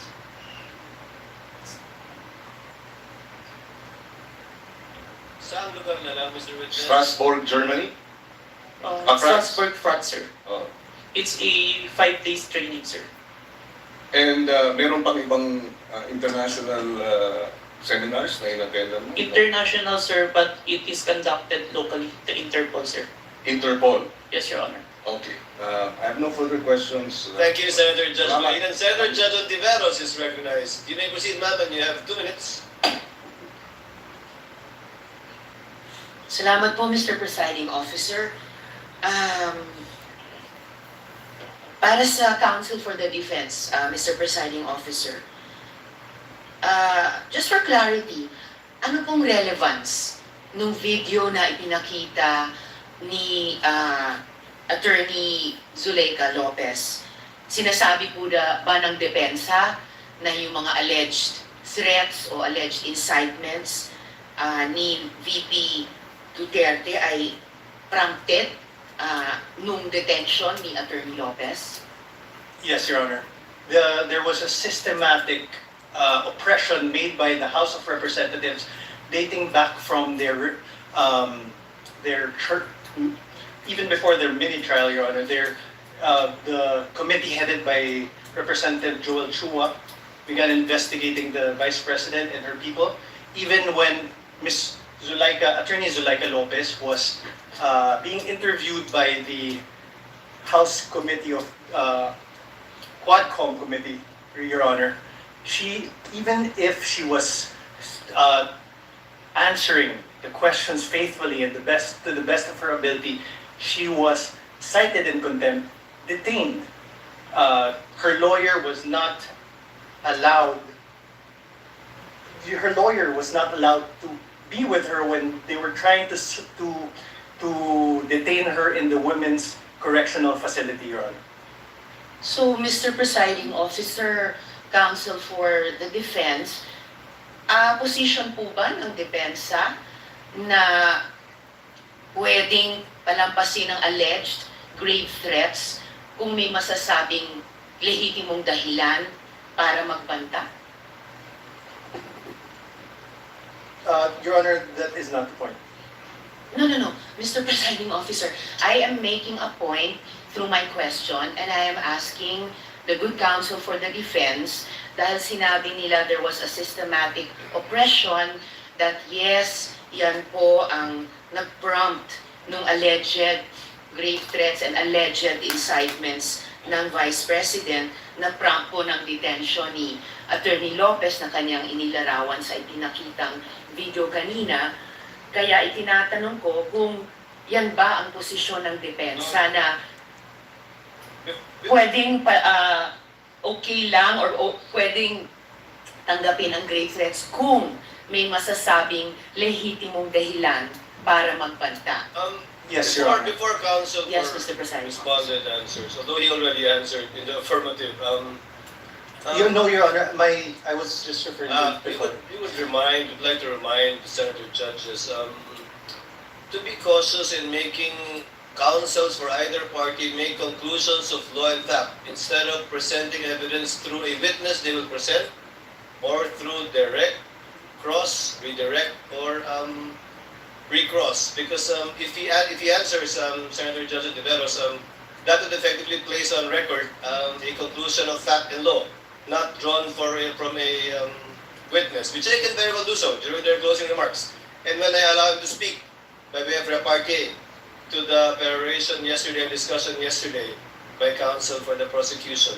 But other than that, as agreed with some of the senator judges, we will try to limit the answers of the counsels for the parties. With your indulgence, Senator Judge Tiveros, please. I submit, Mr. Presiding Officer, may I just in closing make of record that I also appreciated and also submitted to the ruling of the Presiding Officer yesterday because I appreciated that it partook of the history of impeachment proceedings in this court. Pinag-aralan ko rin po ng maigi ang mga nakaraang mga impeachment trials at dihamak na pati noon naging liberal ang pagpapahintulot nila sa mga katanungan ng mga senator judges para lang mas maliwanagan ang iba't ibang punto. So I again thank the good presiding officer and again reiterate my submission to his ruling and thank the good counsel for the defense for his response. We thank Senator Tiveros for indulgence and understanding. Senator Villanueva, and thereafter Senate President Quezon. You may proceed, sir. You have 2 minutes. Thank you, Mr. President, Mr. Presiding Officer. Can I just point out something to the witness?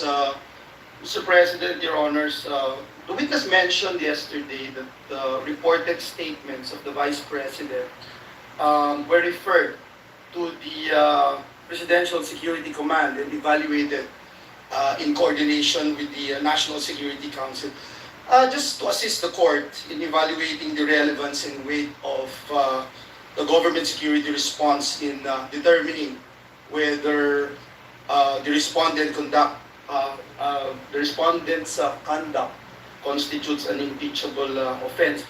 May we know from the witness could the witness explain yung threats po ba, how threats against the president are ordinarily assessed by the government? Kasi dito yung lumalabas yung pag-weigh natin whether or not meron bang bigat yung threat o ito'y ordinaryong threat na nangyayari sa pang-araw-araw nating buwan. Specifically, Mr. Witness, what factors are taken into account in evaluating a reported threat and in determining appropriate measures? I can't answer on the part of the NSC or the because I'm not part of the institution. In your in your capacity as a In my leader. capacity, Yes. one of the consideration if it's a active threat, if it's the one giving the threat is capable of doing so. Meaning, If we have someone high-ranking official, and if you say an hierarchy official, have the capability or power over to implement those such threat, it is considered, sir. example, a mayor, perhaps? Would you say a high-ranking official? A congressman? Not- Or yung basihan po ng kanyang threat kunyari ang threat ko, dadalhin kita doon sa buwan. Wala naman akong space shuttle. So wala din pong bearing yun. Is that a correct assumption? Not only, sir, but also how it was delivered, sir. Like what was mentioned in that I mentioned previously, it was mentioned that no joke, no joke. It's a serious. So that is the One of the considerations, that's sir. the consideration. Thank you very much. And lastly, Mr. Witness, you made mention na submit mo sa DOJ noong January 30. Is it the same affidavit that you submitted to the HOR? The one that submitted to the HOR is the affidavit dated February, sir. So that's the latest. Yes, sir, the one that complied with the requirements of the DOJ, sir. Thank you very much for that clarification. Thank you, Mr. President. Thank you, Senator Villanueva. Before I recognize Senate President Gatchalian and thereafter Senator Erwin Tulfo, may I remind Attorney Narvasa that your 5 minutes, you'll be given your 5 minutes after the questions of the senator judges and before we recognize the counsel for the prosecutor for his redirect. Senate President Gatchalian is recognized. Thank you, Honor. Proceed, sir. You have 2 minutes. Thank you, Mr. May I Presiding clarify? Officer. Thank you. Better for us. Yes, sir. Thank you, Mr. Presiding Officer. I just have a few questions, clarificatory questions. Narinig ko kanina ginong testigo na sabi niyo may 40 media personalities doon sa press con. Tama po ba? Yes, Your Honor. Pero ang inyong inimbitahan, 6 lang. Yes, Your Honor. Bakit 6 lang? The 40, we see the number of participants, but the number of person who asked the Vice President during that time, it's limited. And we consider who we sure that is present during that time, Your Honor. Meron bang kayong criteria kung paano pipiliin itong mga media personalities or kung sino lang ang nagtanong? Kasi kahit hindi ka naman magtatanong, nadoon ka naman, naririnig mo yung mga diskusyon, meron ba kayong mga criteria kung paano pumipili ng media personalities? Yung sure po namin na present during that time, kasi kapag hindi po kasi kayo nagtanong, hindi po magpa-pop up yung mukha nyo, tsaka yung pangalan nyo. Okay.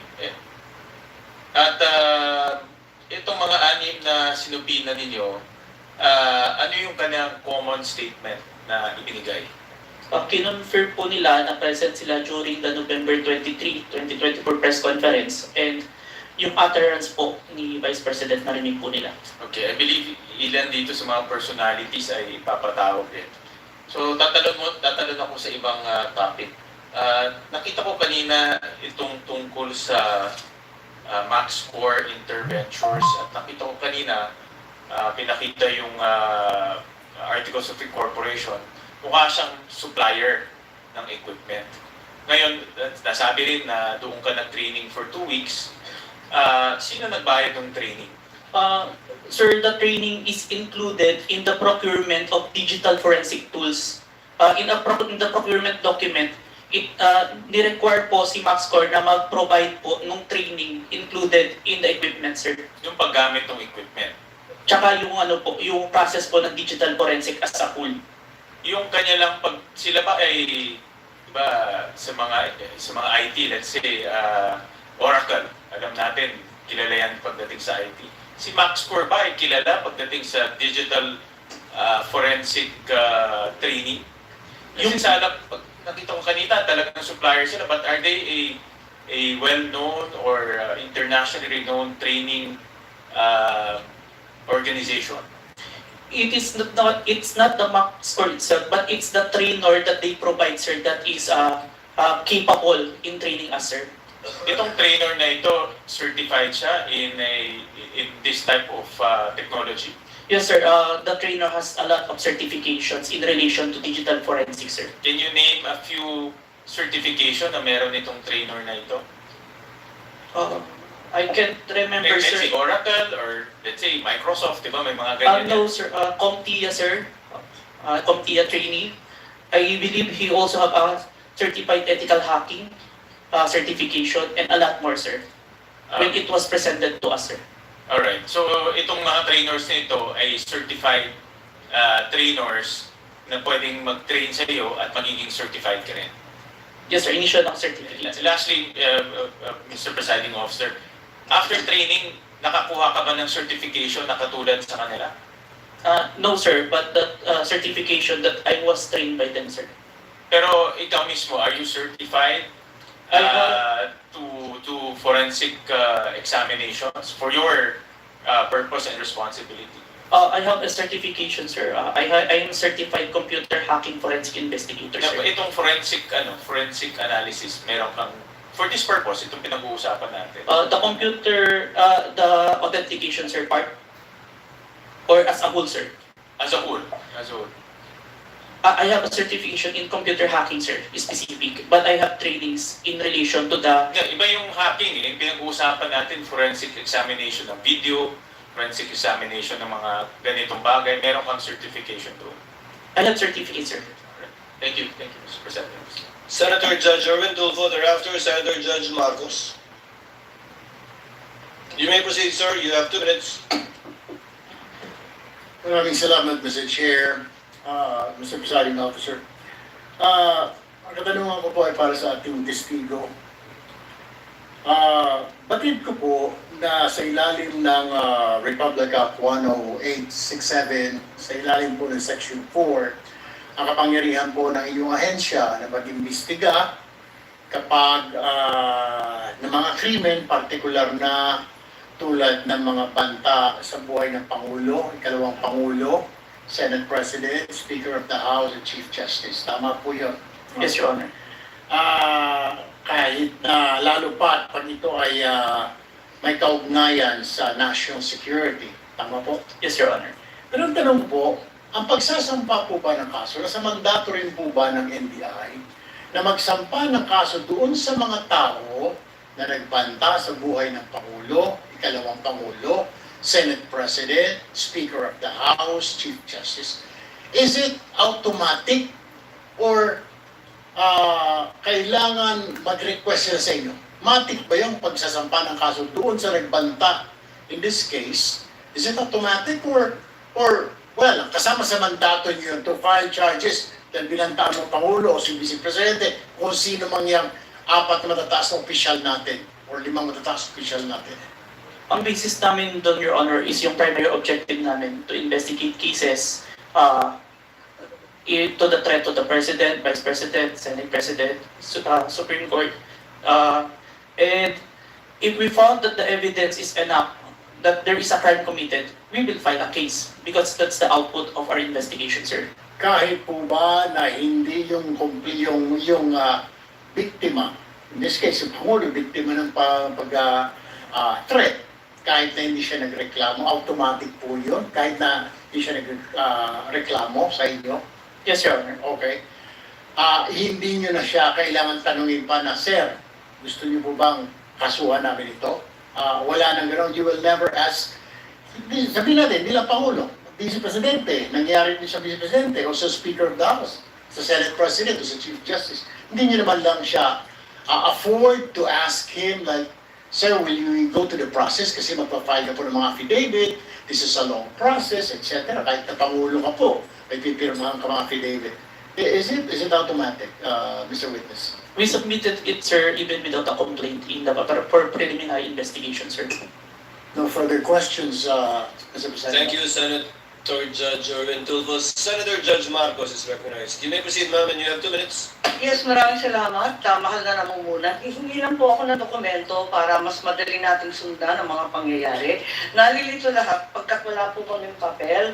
At ang nabigay sa amin, ito, Annex FFFGGG. Nalilito po kami kung alin dito yung mga papel.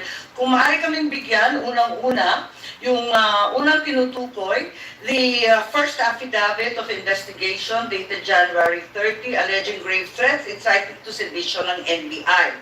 Ikalawa, yung napasok na yata sa record, pero nais-rin namin bilang Senator Judge na magkaroon ng kopya ng DOJ certification signed by Prosecutor Bandung February 5 na nagbigay ng 7 grounds na insufficient for preliminary investigation. Ikatlo, yung naibigay na, ito klaro to, naibigay po ni Mavic at ng iba pang staff natin, yung February 10, yung ikalawang amended na ibinigay na revised affidavit of authentication, February 11.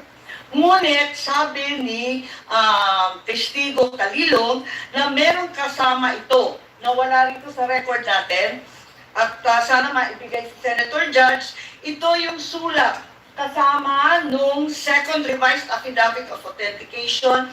Ito naman yung sinasabing sulat ni Santiago K. Padulyon ng DOJ na nagsasaad na hindi kailangan na may private complainant yung sina Presidente, ang First Lady at saka yung dating Speaker dahil base sa kaso ng Santos Concho versus DOJ na 2008, hindi daw kailangan yung private complainant. Maybe also have a copy of the same. Finally, maybe urge that a copy also be given of February 14 certification of DOJ asserting that the revised affidavit of investigation was finally sufficient.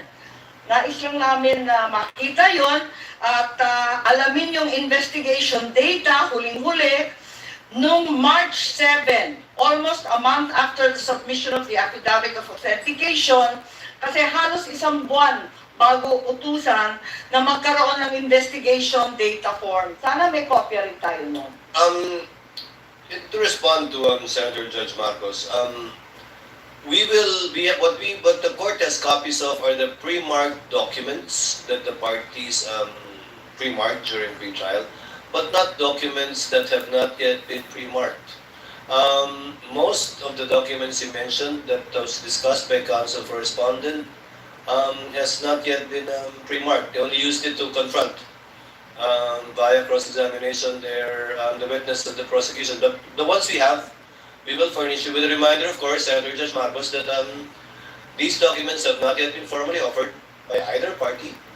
And we still have to await formal offer before the court rules on the admissibility, if at all, of these documents. But we will endeavor to furnish the good Senator Judge with whatever the clerk has. Yes, if we could be provided with whatever the clerk has and adequately identified, not as GGGGG or FFFFF, at sana kung mabuo yung mga dokumentong sinasabi sa lalong madaling panahon. Maraming salamat. We will endeavor to comply as best we can, Senator Judge Marcos. Senator Judge Alan Cayetano, what is your pleasure, sir? Mr. President and Mr. Presiding Officer, before I ask to be allowed to ask a question, can I just follow up you kay Senator Marcos, including the ruling yesterday? Just in the interest of all Senator Judges being able to follow closely, especially kami sa first row kasi medyo nagkaka-stiff neck na kami. Mahirap tignan yung TV, so baka maglalagay na po kami ng TV sa harap ng lamesa ng counsel for parties. I think all of us own a iPad or a tablet. I don't know what the solution is, but if the Secretariat or the Clerk of Court, the Office of the Clerk of Court can work with our staff, just to give you an example for today, no? If you look at the impeachment complaint on page 19, for example, it says that the affidavit we're looking for kanina, footnote number 72, is this one, in the impeachment complaint, no? It's found on Annex G. Okay, so this is Annex G. If you look at Annex G, it is a certification, not an affidavit. Okay. So where do you find the affidavit mentioned in the impeachment complaint? You actually find it in Volume 14, Annex FFFFFFFF-GGG. GGGGGG. So before I can even say that, that's FFFFFF to GGGGGG. Yes. So even before we finish saying that, Your Honor, Mr. Presiding Judge, medyo mahirap to further complicate the annexes when delivered to us was labeled annexes. And then when it was pre-marked, iba na yung marking. That is correct. Okay. So, to clarify, I'm not asking both the prosecution and defense to give us any documents in advance that will prejudice their presentation or the rebuttal. I do understand that it has to be offered, but to speed things up and to make sure we understand, in the same manner that they're asking the witness to examine it, maybe we can be given a copy to examine at the same time, whether digital or actual copy. I don't want to impose upon them to print 24 copies, but again, anyway, it's Wednesday, we have Thursday, Friday, Saturday, Sunday for our staff and the clerk of court to meet. So, we already have a solution for you, Senator Judge Cayetano, as well as for Senator Judge Marcos. We will be furnishing the parties either via soft copy to your respective iPads or laptops, or we will enter their official emails as well. Kayo na po mag-print ng hard copy. Ng list of evidences as marked, as pre-marked by the prosecution na ipe-present for Article 4. And we will do this by article. However, insofar as I said, the documents presented by the counsel for respondent, these have not yet been pre-marked. But I don't think there's anything wrong with asking for a copy from the counsel for respondent. on that point, For our guidance, whether or not the same will be offered without prejudice to respond to On counsel that for point- respondent deciding on whether or not they will offer it at the appropriate time. on that point, Mr. Presiding Officer, even if it's pre-marked, if it will prejudice their presentation, I don't mind it be given in real time. And same, no? If it's being used on cross or recross on rebuttal, and hindi to na pre-mark, as long as real time, para lang we can process it. If not, we have to review afterwards, and it messes up our preparation for the hearing the next day. Is that possible for the parties once the roles are reversed? May I get a response from the counsel for respondent? Your Honor, first we'll clarify, everything that was showed today was pre-marked by the respondent. That's not my understanding, because the DOJ letter you pre-marked is different from the DOJ letter that we have pre-marked. But we'll verify. So everything was pre-marked? Yes, Your Honor. But you presented a document that was not pre-marked, either by the prosecution or the defense. Walang marking eh. I presented all the... So if it was pre-marked, it's our lookout, and kindly then there's no problem furnishing the senator judges with a copy of the same. We have no problem with that, Your Honor. Senator Judge Alan Cayetano's concern has no basis if it was all pre-marked. Apparently, it was our oversight. Counsel for the prosecutors, would that be possible? Yes. To furnish it? I think what counsel for respondent did earlier helped us out a lot. Plastering it on the screens, whatever affidavit you were presenting. I think counsel for the prosecutors should do the same. Yes, Hindi naman Mr. bawal Presiding pagkopyahan dito eh. Okay lang. Senator Judge Cayetano? Thank you. Yeah, and just to clarify, the 2 minutes is the question, not including Yes, the yes, of course. answer. You have 2 minutes if you want to If start they- with asking questions. Yes, if they ask to repeat the question, please don't count that. No, 2 minutes is long with short questions, but many of us want to get to the bottom of it, end up only asking 1 or 2 questions. So just a little bit We will liberality. be lenient, Thank you. Senator Judge Thank you Alan very much. Cayetano. You Appreciate may proceed, sir. You have 2 minutes. A question for the witness, and maybe to put all of us in check, I don't mind if any of the counsel says na medyo hindi maayos yung question. I mean, given what happened yesterday and today, and there are questions that could prejudice the case either way. As long as we call each other out respectfully, to the both counsels, you cannot correct a senator judge, but I don't mind if you think it prejudices. That's your duty to your client. Yes, sir. So this is the start of the 2 minutes here. Magandang hapon, Mr. Witness. Good afternoon, Your Honor. Medyo mahaba na yung pag-upo mo dyan, but allow me a few questions. No? Yung circumstance lang, so paano nagsimula yung investigasyon na na-involve ka? Were you from the start o hindi? At written instructions ba to? O sinabi, may investigasyon tayo? Just konting clarity, paano na-umpisa yung specific investigation, And was it based on the November 3 video? Tama ba? November 23, Your Honor. Okay. It all started, I received a phone call, sir, from my executive officer that there is a video wherein there is a statement given by the Vice President, which is classified as threat, and I was tasked and assigned to investigate the case, sir. Okay. So basically, ganun yung pagkasabi na I'm tasking you to look at the video, investigate. Yes, Your Honor. Were you working alone or with a group? With a group, Your Honor. NBI group? Yes, Your Honor. And was this, is there an interagency also or just purely NBI? I don't have personal knowledge. Maybe our chief, sir, has the knowledge on that, sir. Yeah, no, that's all I asked for naman, yung personal knowledge. Yes, Your Honor. So, pakiulit mo yung sinabing, how exactly sinabi sa'yo na tignan mo yung video, imbestigahan mo, or may statement? So, to be specific, sir, as far as I remember, may statement si Vice President regarding the November 23 press conference na kung saan may pagbabanta na naganap, pakiimbestigahan. Pakiimbestigahan. So, ganun ka-general? May Yes, pagbabantang naganap, pakiimbestigahan? Yes po. And you proceeded by watching the video? Yes, Your Honor.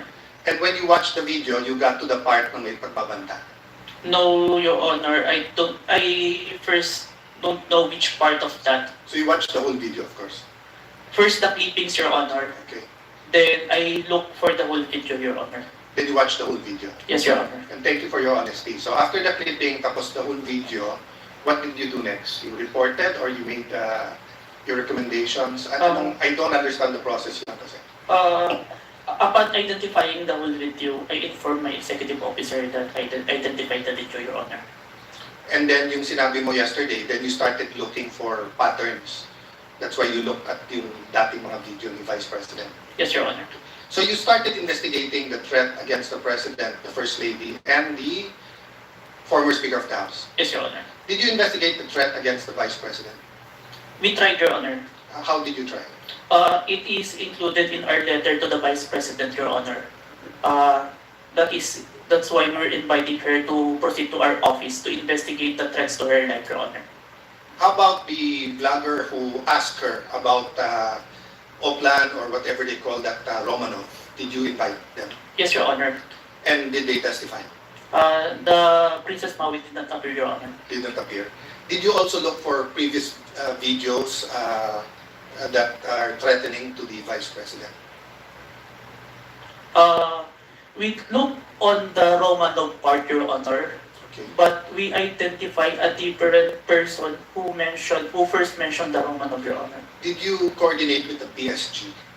I have no personal knowledge, Your Honor. You yourself? Yes, Your Honor. Maybe our chief, Your Honor. Yeah. But you are aware that the primary responsibility of protecting both the President and the Vice President is the PSG? Yes, Your Honor. So isn't it fair to say that any investigation against a threat to the first family, the President or the Vice President, you would normally ask the PSG if they received any threat? I have no personal knowledge, Your Honor. No, I'm asking, hindi ba normal sa investigation kung sino yung primary agency na taga-protekta na lumalaban dun sa threat ay tatanungin natin? Yes, Your Honor. So bakit hindi tinanong ng NBI ang PSG? Or in your case, why didn't you ask the PSG? Maybe it can be answered by a chief, Your Honor. No, I'm not. I will ask your chief also. I'm asking you, when they said, look at this, you looked at other videos, you tried to get Princess Maui, you tried to get the Vice President, but you didn't contact the PSG for the First Lady, for the President, and for all you know, the PSG will tell you right there and there, the threat is real, or the PSG will say, politika lang yan. Diba? Both the Vice President and the President are protected by the PSG. So why wasn't so nakalimutan lang or wala sa procedure niyo or? Your Honor, there is already a statement from the National Security Council, Your Honor, that it is an active threat, Your Honor. That's why we start investigation. Yes, and the primary group that will know if it's an active threat is the PSG. So if this was the United States, it will be the Secret Service. So whether the FBI or the CIA, state troopers, the federal marshals, kung sino man mag-iimbestiga, parati nilang tatanungin yung Secret Service. So I'm just curious why we did not ask the PSG input. Can you find out, Senator Cayetano? Senator Okay. Cayetano? So, my last question is, how did you characterize the threat of the Vice President to the President? Given that ang exact words niya, huwag kang mag-alala ma'am sa security ko kasi may kinausap na akong tao, sinabi ko sa kanya, kapag pinatay ako. So that be fair to you and not vague, no? Did that phrase, kapag pinatay ako, have any bearing in your investigation? Yes, Your Honor. And what was that bearing or thoughts in your mind? First of all po, dun sa statement, may nakausap na po.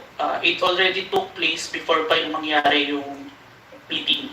And nung condition... I'm not talking about yung may kinausap na para pumatay. Ang sinasabi ko yung sinabi niya na pag pinatay ako. Yes, Your Honor. How did that affect your investigation?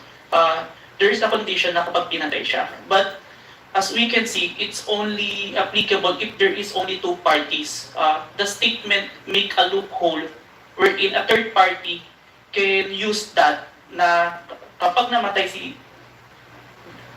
BP, ma-execute niya yung statement ni BP na may nakausap na siya without the participation of the one mentioned, the President, the First Lady, and the Speaker of the House, Your Honor.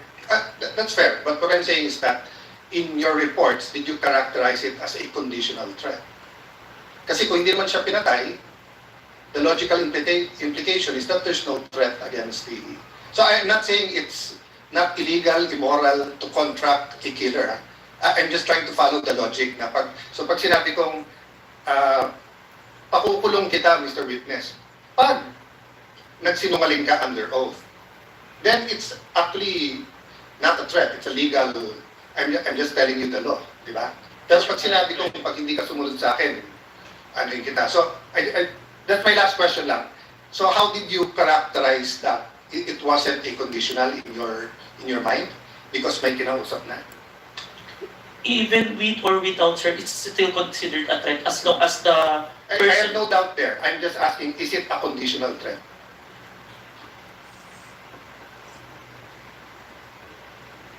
Based on our affidavit, sir, I believe it's conditional, which...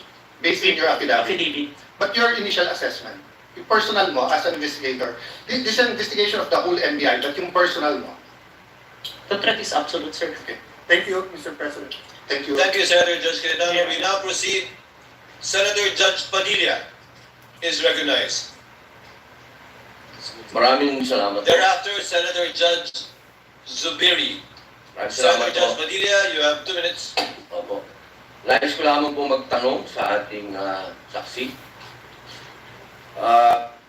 Ginoong saksi, kanina po kasi habang nagkakaroon ng pagdinig, ako po'y laging iistorbo dahil tuwing may itatanong, mag-u-object, medyo magulo po eh. Pwede po bang sagutin po ninyo ako dahil noong pong February 5, ang sabi po dito ay insufficient po yung na hindi dapat makarating na sa preliminary investigation. Tama po ba? February 5 po yun. May certification, sir. Yes. Opo. Tapos noong February 14, naging sufficient na for conduct of preliminary investigation. Nasagot po ba yung 7 na sinabi dito na para, ang sinasabi po kasi dito noong February 5, merong 7 na kulang. I believe so, sir. That's why we have received a certification, sir. Ayun. Kasi po, parang narinig ko kanina, hindi po naibigay yung original copy nung sinagawang interview kay Vice President Sara Duterte. Yung original po na kopya, kung sino po yung nag-record. Wala po kayong affidavit? Meron po ba kayong affidavit na nakuha nyo? Yes, sir. Ako po yung ang nire-request po ng DOJ dyan is affidavit po nung nag-screen record, which is my affidavit, Your Honor. Meron po siya affidavit? Ako sir, ako po yung nag-execute sir. Kasi Kasi hindi po yung mismong tao. yes po, ang hinihingi po kasi ni DOJ is kung sino yung nag-screen record through OBS sir. Hindi po yung mismong tao. Yes, Your Honor. Kayo lang po yung nag-affidavit. Yes, Your Honor. Pero meron po kayong pagkakataon ba na nakausap niyo yung tao at nagbigay siya ng affidavit? May I clarify, Your Honor, if sinong tao yung tinutukoy? Yung nag-record po. Ako po yung nag-record through OBS, sir. Hindi po.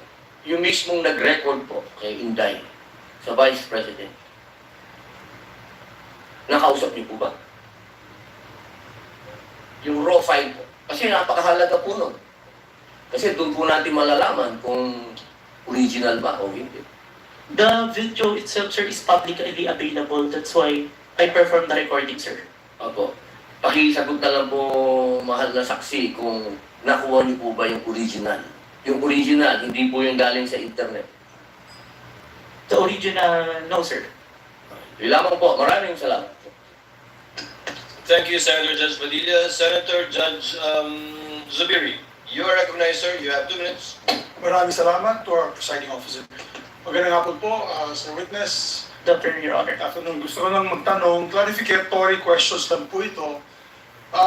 Dito ba sa ating bansa, dahil tinatanong ko po ito sa inyo, dahil kayo po investigating body, sa ating bansa, meron bang specific law pagdating sa mga banta sa Pangulo, Pangalawang Pangulo at kanyang mga successors? Or yan ba'y pasok lang sa grave threats, which is applied sa lahat?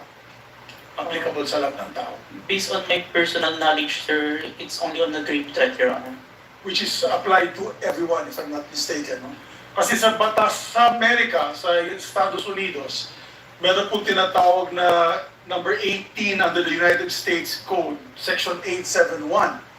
There is a specific law na pinagbabawal po itong mga threats to the President, Vice President, and its successors. May jail time po ito at may fine na malaki. As a matter of fact, dito sa panahon ni Pangulong Trump, marami na po silang kinasuhan at hinabla at napasok sa kulungan dahil sa paglabag nitong batas na ito. At Secret Service po ang sumasagawa ng investigasyon. Sa atin ba dito, ang NBI ba ang nabigyan po ng kapangyarihan para gawin itong investigasyon? Under your new NBI code? Under our law, sir, the new NBA law, included po yung investigation to the threats to the life of the President, the Vice President, the Speaker, at the Senate President, and the Supreme Court, sir. So, klaro na kayo, nasa kapangyarihan ninyo. Kasi hindi pwede sa Presidential Security Group. Hindi katulad sa Estados Unidos, yung Secret Service ang talagang nanguhuli at nag-imbestiga. Sa atin dito sa Pilipinas, ang NBI po ang nangunguna sa investigasyon. Tama po yan o mali? It is within our law, sir. Okay. And this is just food for thought because not only are we senator judges, we're also legislators. It may be time that we also craft a law that will be specific on threats made to the President, Vice President, and its successors, meaning the Senate President, the Speaker of the House, and the Supreme Court Chief Justice. Sa Amerika kasi, sa batas po nila, and I'll just wrap up, the defendant, to secure conviction, the defendant communicated a threat, the defendant understood and intended the statement as a true threat, hindi po niya sinabi joke only in the end. And pangatlo, the defendant knowingly and willfully makes the threat. So just food for thought as legislators as well. So maraming salamat po. Thank you, Senator Judge Zubiri. We now proceed to where we left off. I believe that was the redirect of the counsel for the prosecutor. Just out of curiosity, without any pressure, because I promised I would declare a break somewhere in between, depending on how long your direct and recross would be. I can call the break after the recross and the statement of the counsel for respondent. So we break on a good point before we call on the last witness for today. Yes, counsel for the prosecutors. As to the question, if the prosecution will do the direct examination. The redirect. The redirect examination after the cross-examination of the defense. the prosecution decides not to conduct a read the record, please. Thank you, counsel for the prosecutor. Counsel for the respondent, do you want to begin to utilize your time now? Your Honor, I will turn over the mic to my co-counsel. He will also be the cross-examiner for the next witness. But Your Honor, please, sorry. May I make a manifestation, Your Honor, please, before we proceed, Your Honor, please? The manifestation as to the In statement. connection with what, counsel for the prosecutors? As to the manifestation earlier, that all the documents that were confronted, that were Yes. presented to the witness, I believe that the defense said that all those exhibits were remarked. But based on our records, Your Honor, please, and then I hope the defense will clarify this for the record, we perused the documents and we don't see that the articles of partnership and the screenshots of the websites that were presented earlier, based on our tally, based on our records, these were not pre-marked, contrary to what the defense manifested. So we would like to seek clarification from the defense. That is correct, Your Honor. Those 3 documents were not. Noted and entered into the records. Thank you so much. Given that there is no read the record recross, counsel, can you state for the record your name? Good afternoon, Your Honors.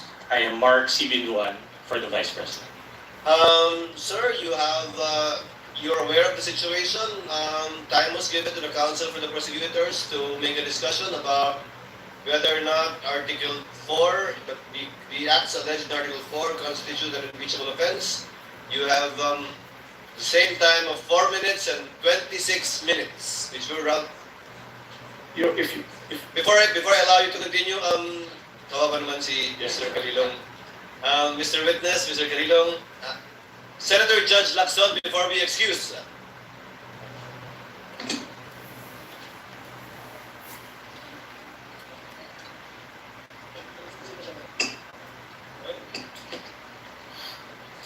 Senator Judge Soto is recognized. Sir, what is your pleasure, sir? Mr. President, Mr. Presiding Officer, are we going to dispense with the witness already?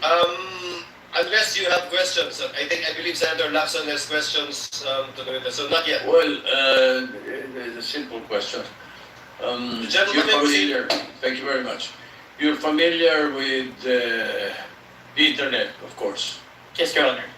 Have you noticed that lately all the AI-generated videos have a caption saying AI-generated?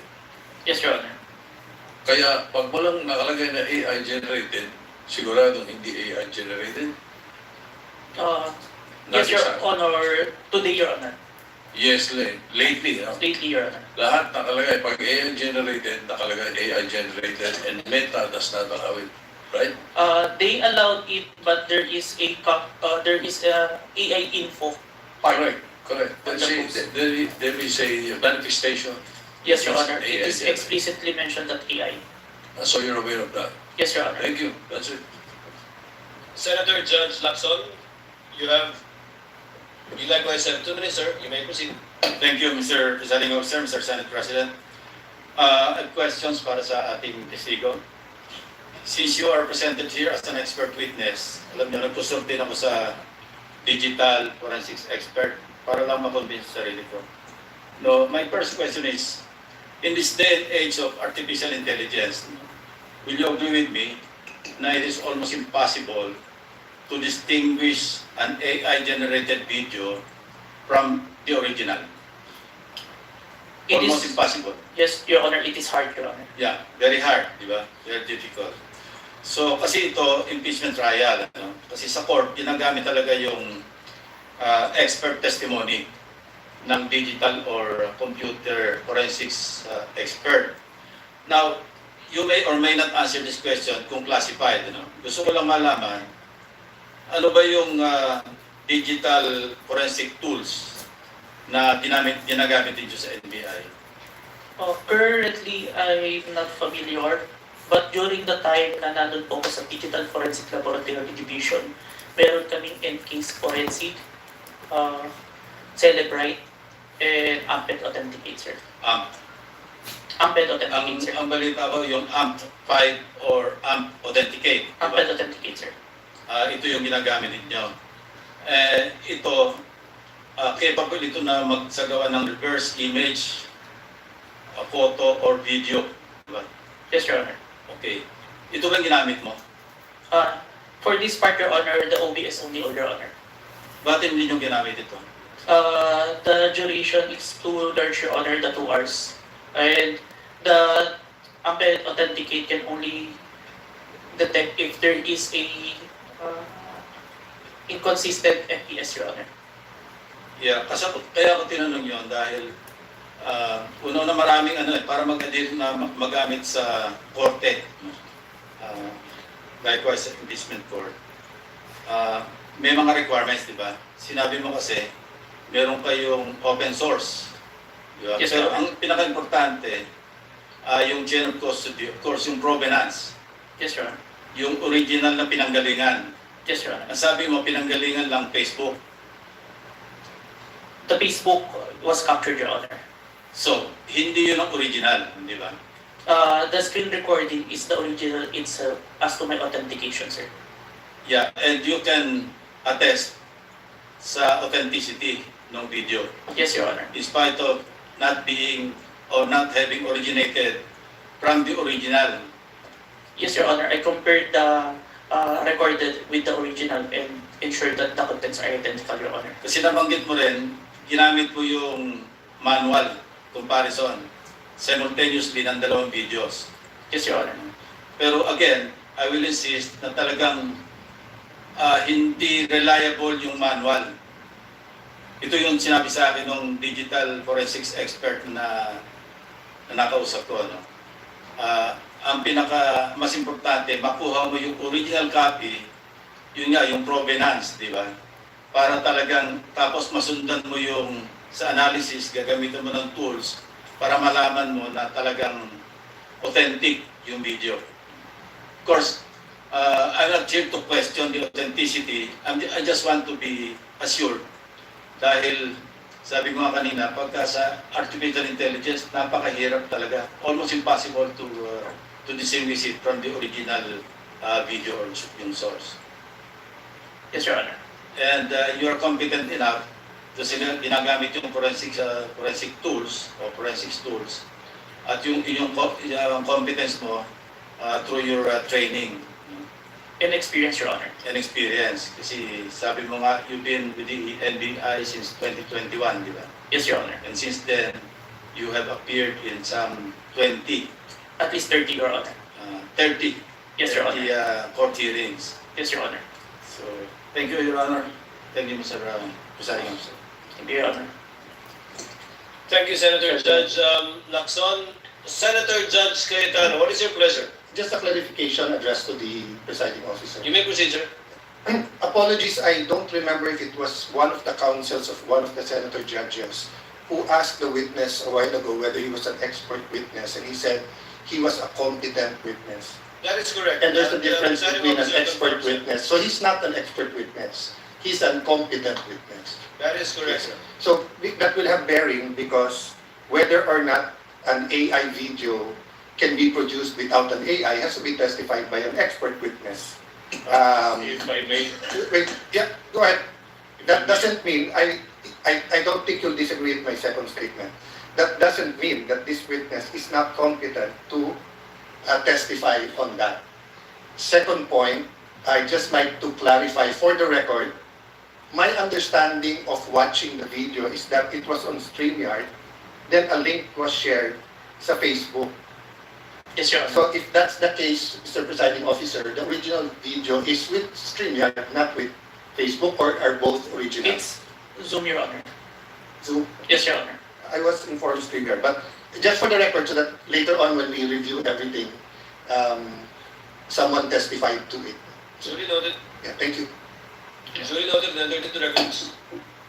Mr. Viluan, you have your 4 minutes and 26 seconds. But we cannot use the seconds in our timer, so let's look at the clock. So, yes. Before we... yes, Mr. Kalilong, you are excused, sir. Thank you, Your Honor. And thank you for your time and cooperation with this impeachment court.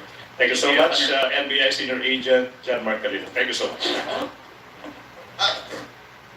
Hold on, Mr. Calino. Yes, Senator Judge Padilla. What is your pleasure, sir? Ginoong tagapamahala ng hukumang ito, nais ko lamang po sana hingin ang mga credentials ng ating saksi kung paano po lahat ng kanyang certification, lahat, upang mapatunayan po natin lahat na To it earlier, but kindly respond to the question of Senator Judge Padilla, Mr. Witness. I have here, sir, my certifications during the time of my investigation, Your Honor. Can you, mahaba ba? I can read, Your Honor. Mahaba ba yun? ibigay na lang po siguro sa atin. Kindly just submit it to us, yes, please. Opo, Yes, submit na lang po. Thank you, Your Honor. If that is okay with Senator Judge Padilla. Thank you, sir. Mr. Calino, you are excused, sir. Thank you for your time and cooperation with the impeachment court. Thank you, Your Honor. The presiding officer will just wait for the witness to leave the premises before recognizing Attorney Vilon. Okay, Attorney Vilon, you have 4 minutes and 26 seconds. You may proceed, sir. Thereafter, we will call for a 15-minute break. In the discourse yesterday, talking about VP Sara's statements during the November 23, 2024 press con, Senator Judge Risa Ontiveros stated, and I quote, "None of these statements are proof that the Vice President actually contracted an assassin or hired one. She is absolutely right." She then asked the question, why are these acts impeachable?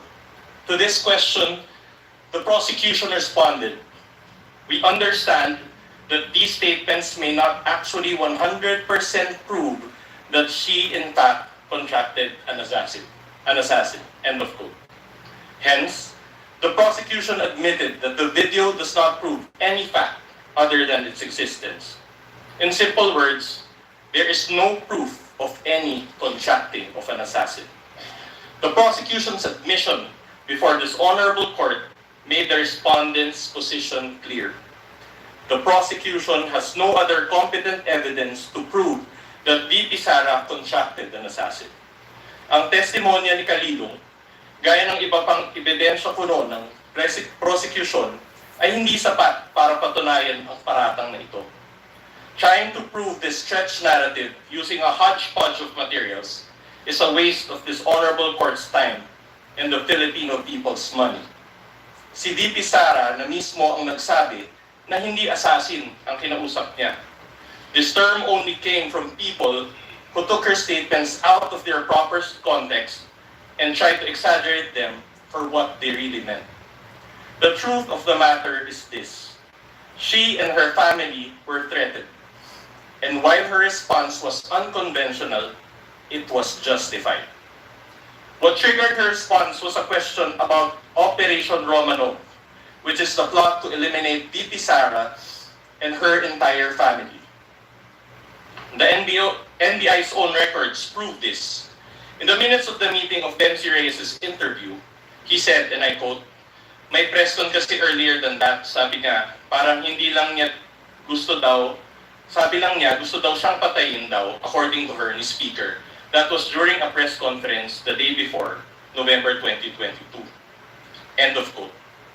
During the virtual press con, Princess Maui mentioned Operation Romanov again, and even warned her about her safety. Reyes talked about it, Princess Maui reiterated it, but the NBI gaslighted it.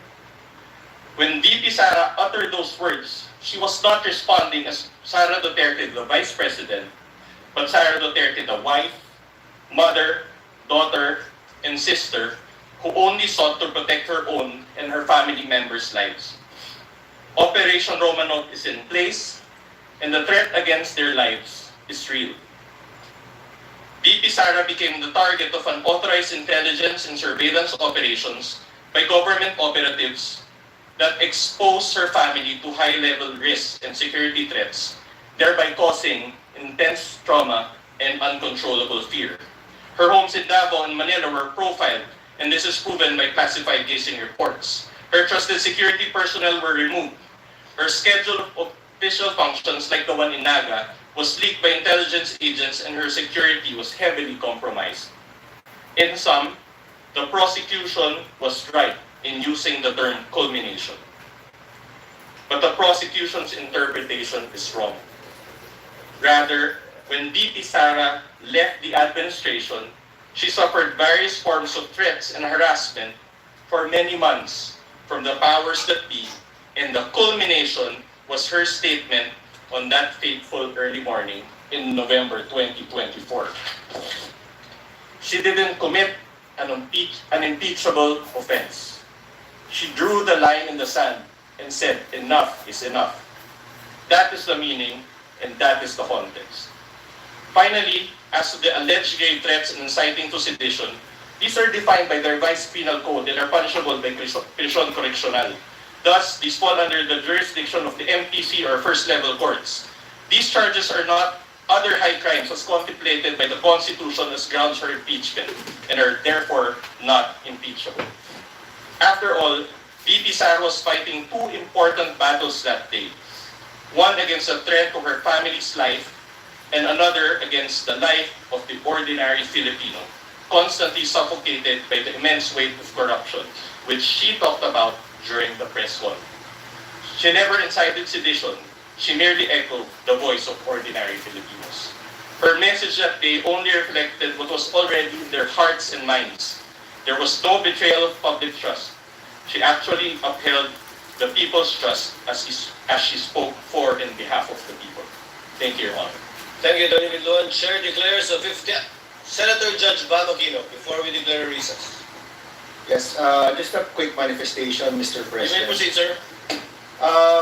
Tapos na po tayo sa unang witness. It's taken us maybe a total of 9 hours for the first witness. Ito po, isang pakiusap sa parehong grupo. Alam ko po may kanya-kanya tayong estilo, may kanya-kanya tayong strategy, but if possible, can we allow the testimonies to be heard?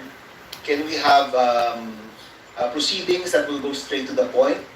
Kasi po nanonood ang taong bayan, pati po kaming mga senator judge. Gusto rin mo naming makita itong mga proceedings, yung mga ebidensya na mas madali ring maintindihan. So ito naman po, di mo namin pwedeng idikta sa inyo, but if possible, the succeeding witnesses, and we have a long list, this goes for both parties by the way, let's have proceedings where we can go straight to the point, malaman natin yung puntos ng bawat grupo, para makapag-desisyon rin po tayo ng maayos. Ito po this is a plea, no? This is not an order to both parties, but if we can, this is the People's Tribunal, we're watching, everybody's watching, sana po, payagan natin na lumabas yung mga katotohanan, lumabas yung mga ebidensya upang maging mas madali at mas kaaya-aya po yung ating proceedings. Yun lang po, Mr. President. Noted and entered into the record. Chair would like to give Senator Bam, bibigyan ko ng konting pag-asa sa Senator Bam. Usually, ang mga pabilitis tulad nito, parang diesel yan. Sa simula, syempre dahil una pa lamang, nagkakasanayan, nagkakaestimahan, pero bibilis at bibilis ito sa pagdaloy din ng ilang araw lang ng trial natin. And you will be able to see that the next couple of days. Chair declares a 15-minute recess. We all come back.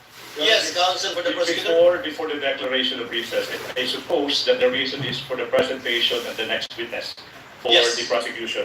We manifest, Your Honor, that John Marcalino will be our witness for this afternoon. We'll be presenting the next witness during the next hearing on Monday, Your Honor, please. You won't present Attorney Lotok anymore? Yes, Your Honor, on Monday, Your Honor, we will utilize the 11 days allotted to Article 4 for the prosecution, Your Honor, please. So, no Attorney Lotok today? Today, we'll do that on Monday, Your Honor, please. So, Chair would like to, I guess there's no need to declare a recess. Yes, Your Honor, Judge Lacson, thank you for that manifestation. Yes, counsel for the respondent. Your Honor, maybe just clarified if Attorney Lotok is the witness on Monday because they had already disclosed the witness. I was about to ask that question. Yes, Your Honor. Attorney General Lotok will be presented by the prosecution on Monday, Your Honor, please. Likewise, can you name us, you manifested that you will also be presenting next week or requesting a subpoena to, yes, to Attorney Lopez and Attorney Director Matibag.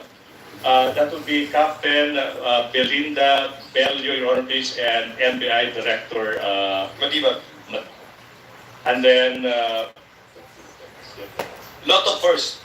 Lotto, Your Honor, please, and then Matibag. And then we'll disclose on Bello, Your Honor, please. The Sergeant at Arms. Belinda Bello of the House of Representatives, Your Honor, please.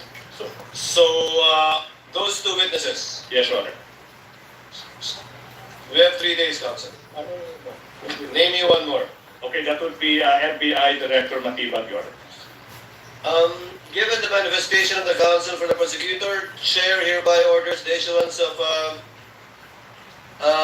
subpoena once again to Attorney Lotok for the trial dates on July 13, 14, and 15, as well as for Attorney Melvin Matibag. No need for a subpoena for Ms. Bella?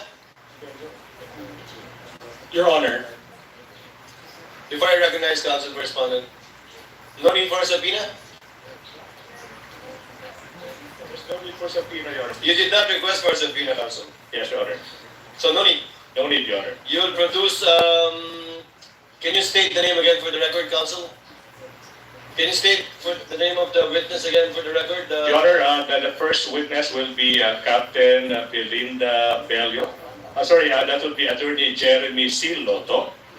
Number 2 is Captain Belinda Bello. And number 3, NBI Director Matibag. And number 4... Thank you. That's for next week, and those are the witnesses, Your Honor, please. Thank you. Counsel correspondent, what is your pleasure? Your Honor, considering the change in schedule, may we just confirm if that is the exact order of presentation next week? I believe so. Chair would like to be the one to confirm that. To reiterate, Your Honor, may I be recognized? yes, the member of the panel of prosecutors, Representative Defensor, what is your pleasure, sir? Your Honor, may I just correct, since the private counsel is under the direct supervision and control of the Yes, House of of course. Prosecutors. For Monday, Your Honors, we will be presenting Attorney Jeremy Lotto. For Wednesday, we will be presenting Tuesday, we will be presenting Attorney Zulaika Lopez. And for Wednesday, our third witness, we will be presenting Captain Belinda Bello. Captain Belinda. So, Director Matibag is not yet going to be presented next week? Not yet, Your Honor. We will manifest on Monday if we can consider him for the Wednesday's session, depending on how the trial goes or how long the testimonies will take for both parties. Noted. What is the pleasure of counsel? Chair would like now to discuss and dispense with some administrative matters. The BIR box, which the chair ordered to be returned on July 6, has actually been returned to the BIR, sealed, untouched, and duly received accordingly. And the counsel for the prosecutors have filed a motion for the issuance of subpoena duces tecum antis deficandum to BBR concerning this box. Has a copy been furnished to the counsel for the respondents? Not yet, Your Honor. Not yet? I thought, yes, Your Honor, we confirm that we emailed a copy to the respondents. Last Monday, Your Honor. so we can dispense with the need of reading the subpoena. Having said that, given that this has been put in issue in the pre-trial brief of both parties, of rather the counsel for respondent, we will accord the same treatment to this with respect to the subpoena, request for subpoena for the bank accounts of the spouses, Vice President SARA Duterte and Attorney Mans Carpio. Therefore, the presiding officer orders both parties to submit a memoranda on the subject matter of the subpoena of the BIR records on Monday, and we will also schedule the oral arguments for deciding on this issue together with the bank records on Wednesday. Each party will be given 10 minutes without prejudice to a rebuttal and or a rebuttal by the other side for another 3 minutes before the court shall decide. We will comply, Your Honor. We will comply, Your Honor. Thank you. So ordered. In regard to the request for the issuance of a motion for subpoena,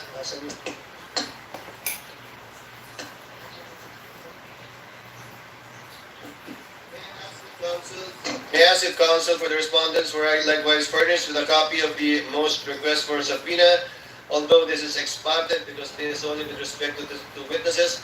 So there is no need to issue a subpoena to Attorney Melvin Matibag for next week. Honorable Director, no need?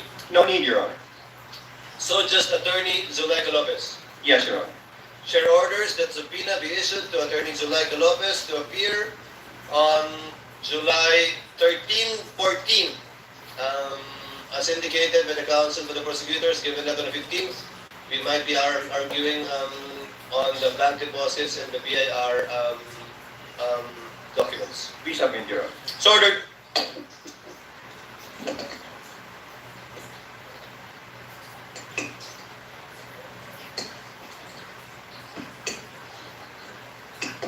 There being no other matters for consideration by the court, and given that the counsel for prosecution for the prosecutors rather have manifested they will no longer present Attorney Latok today, but rather on Monday, the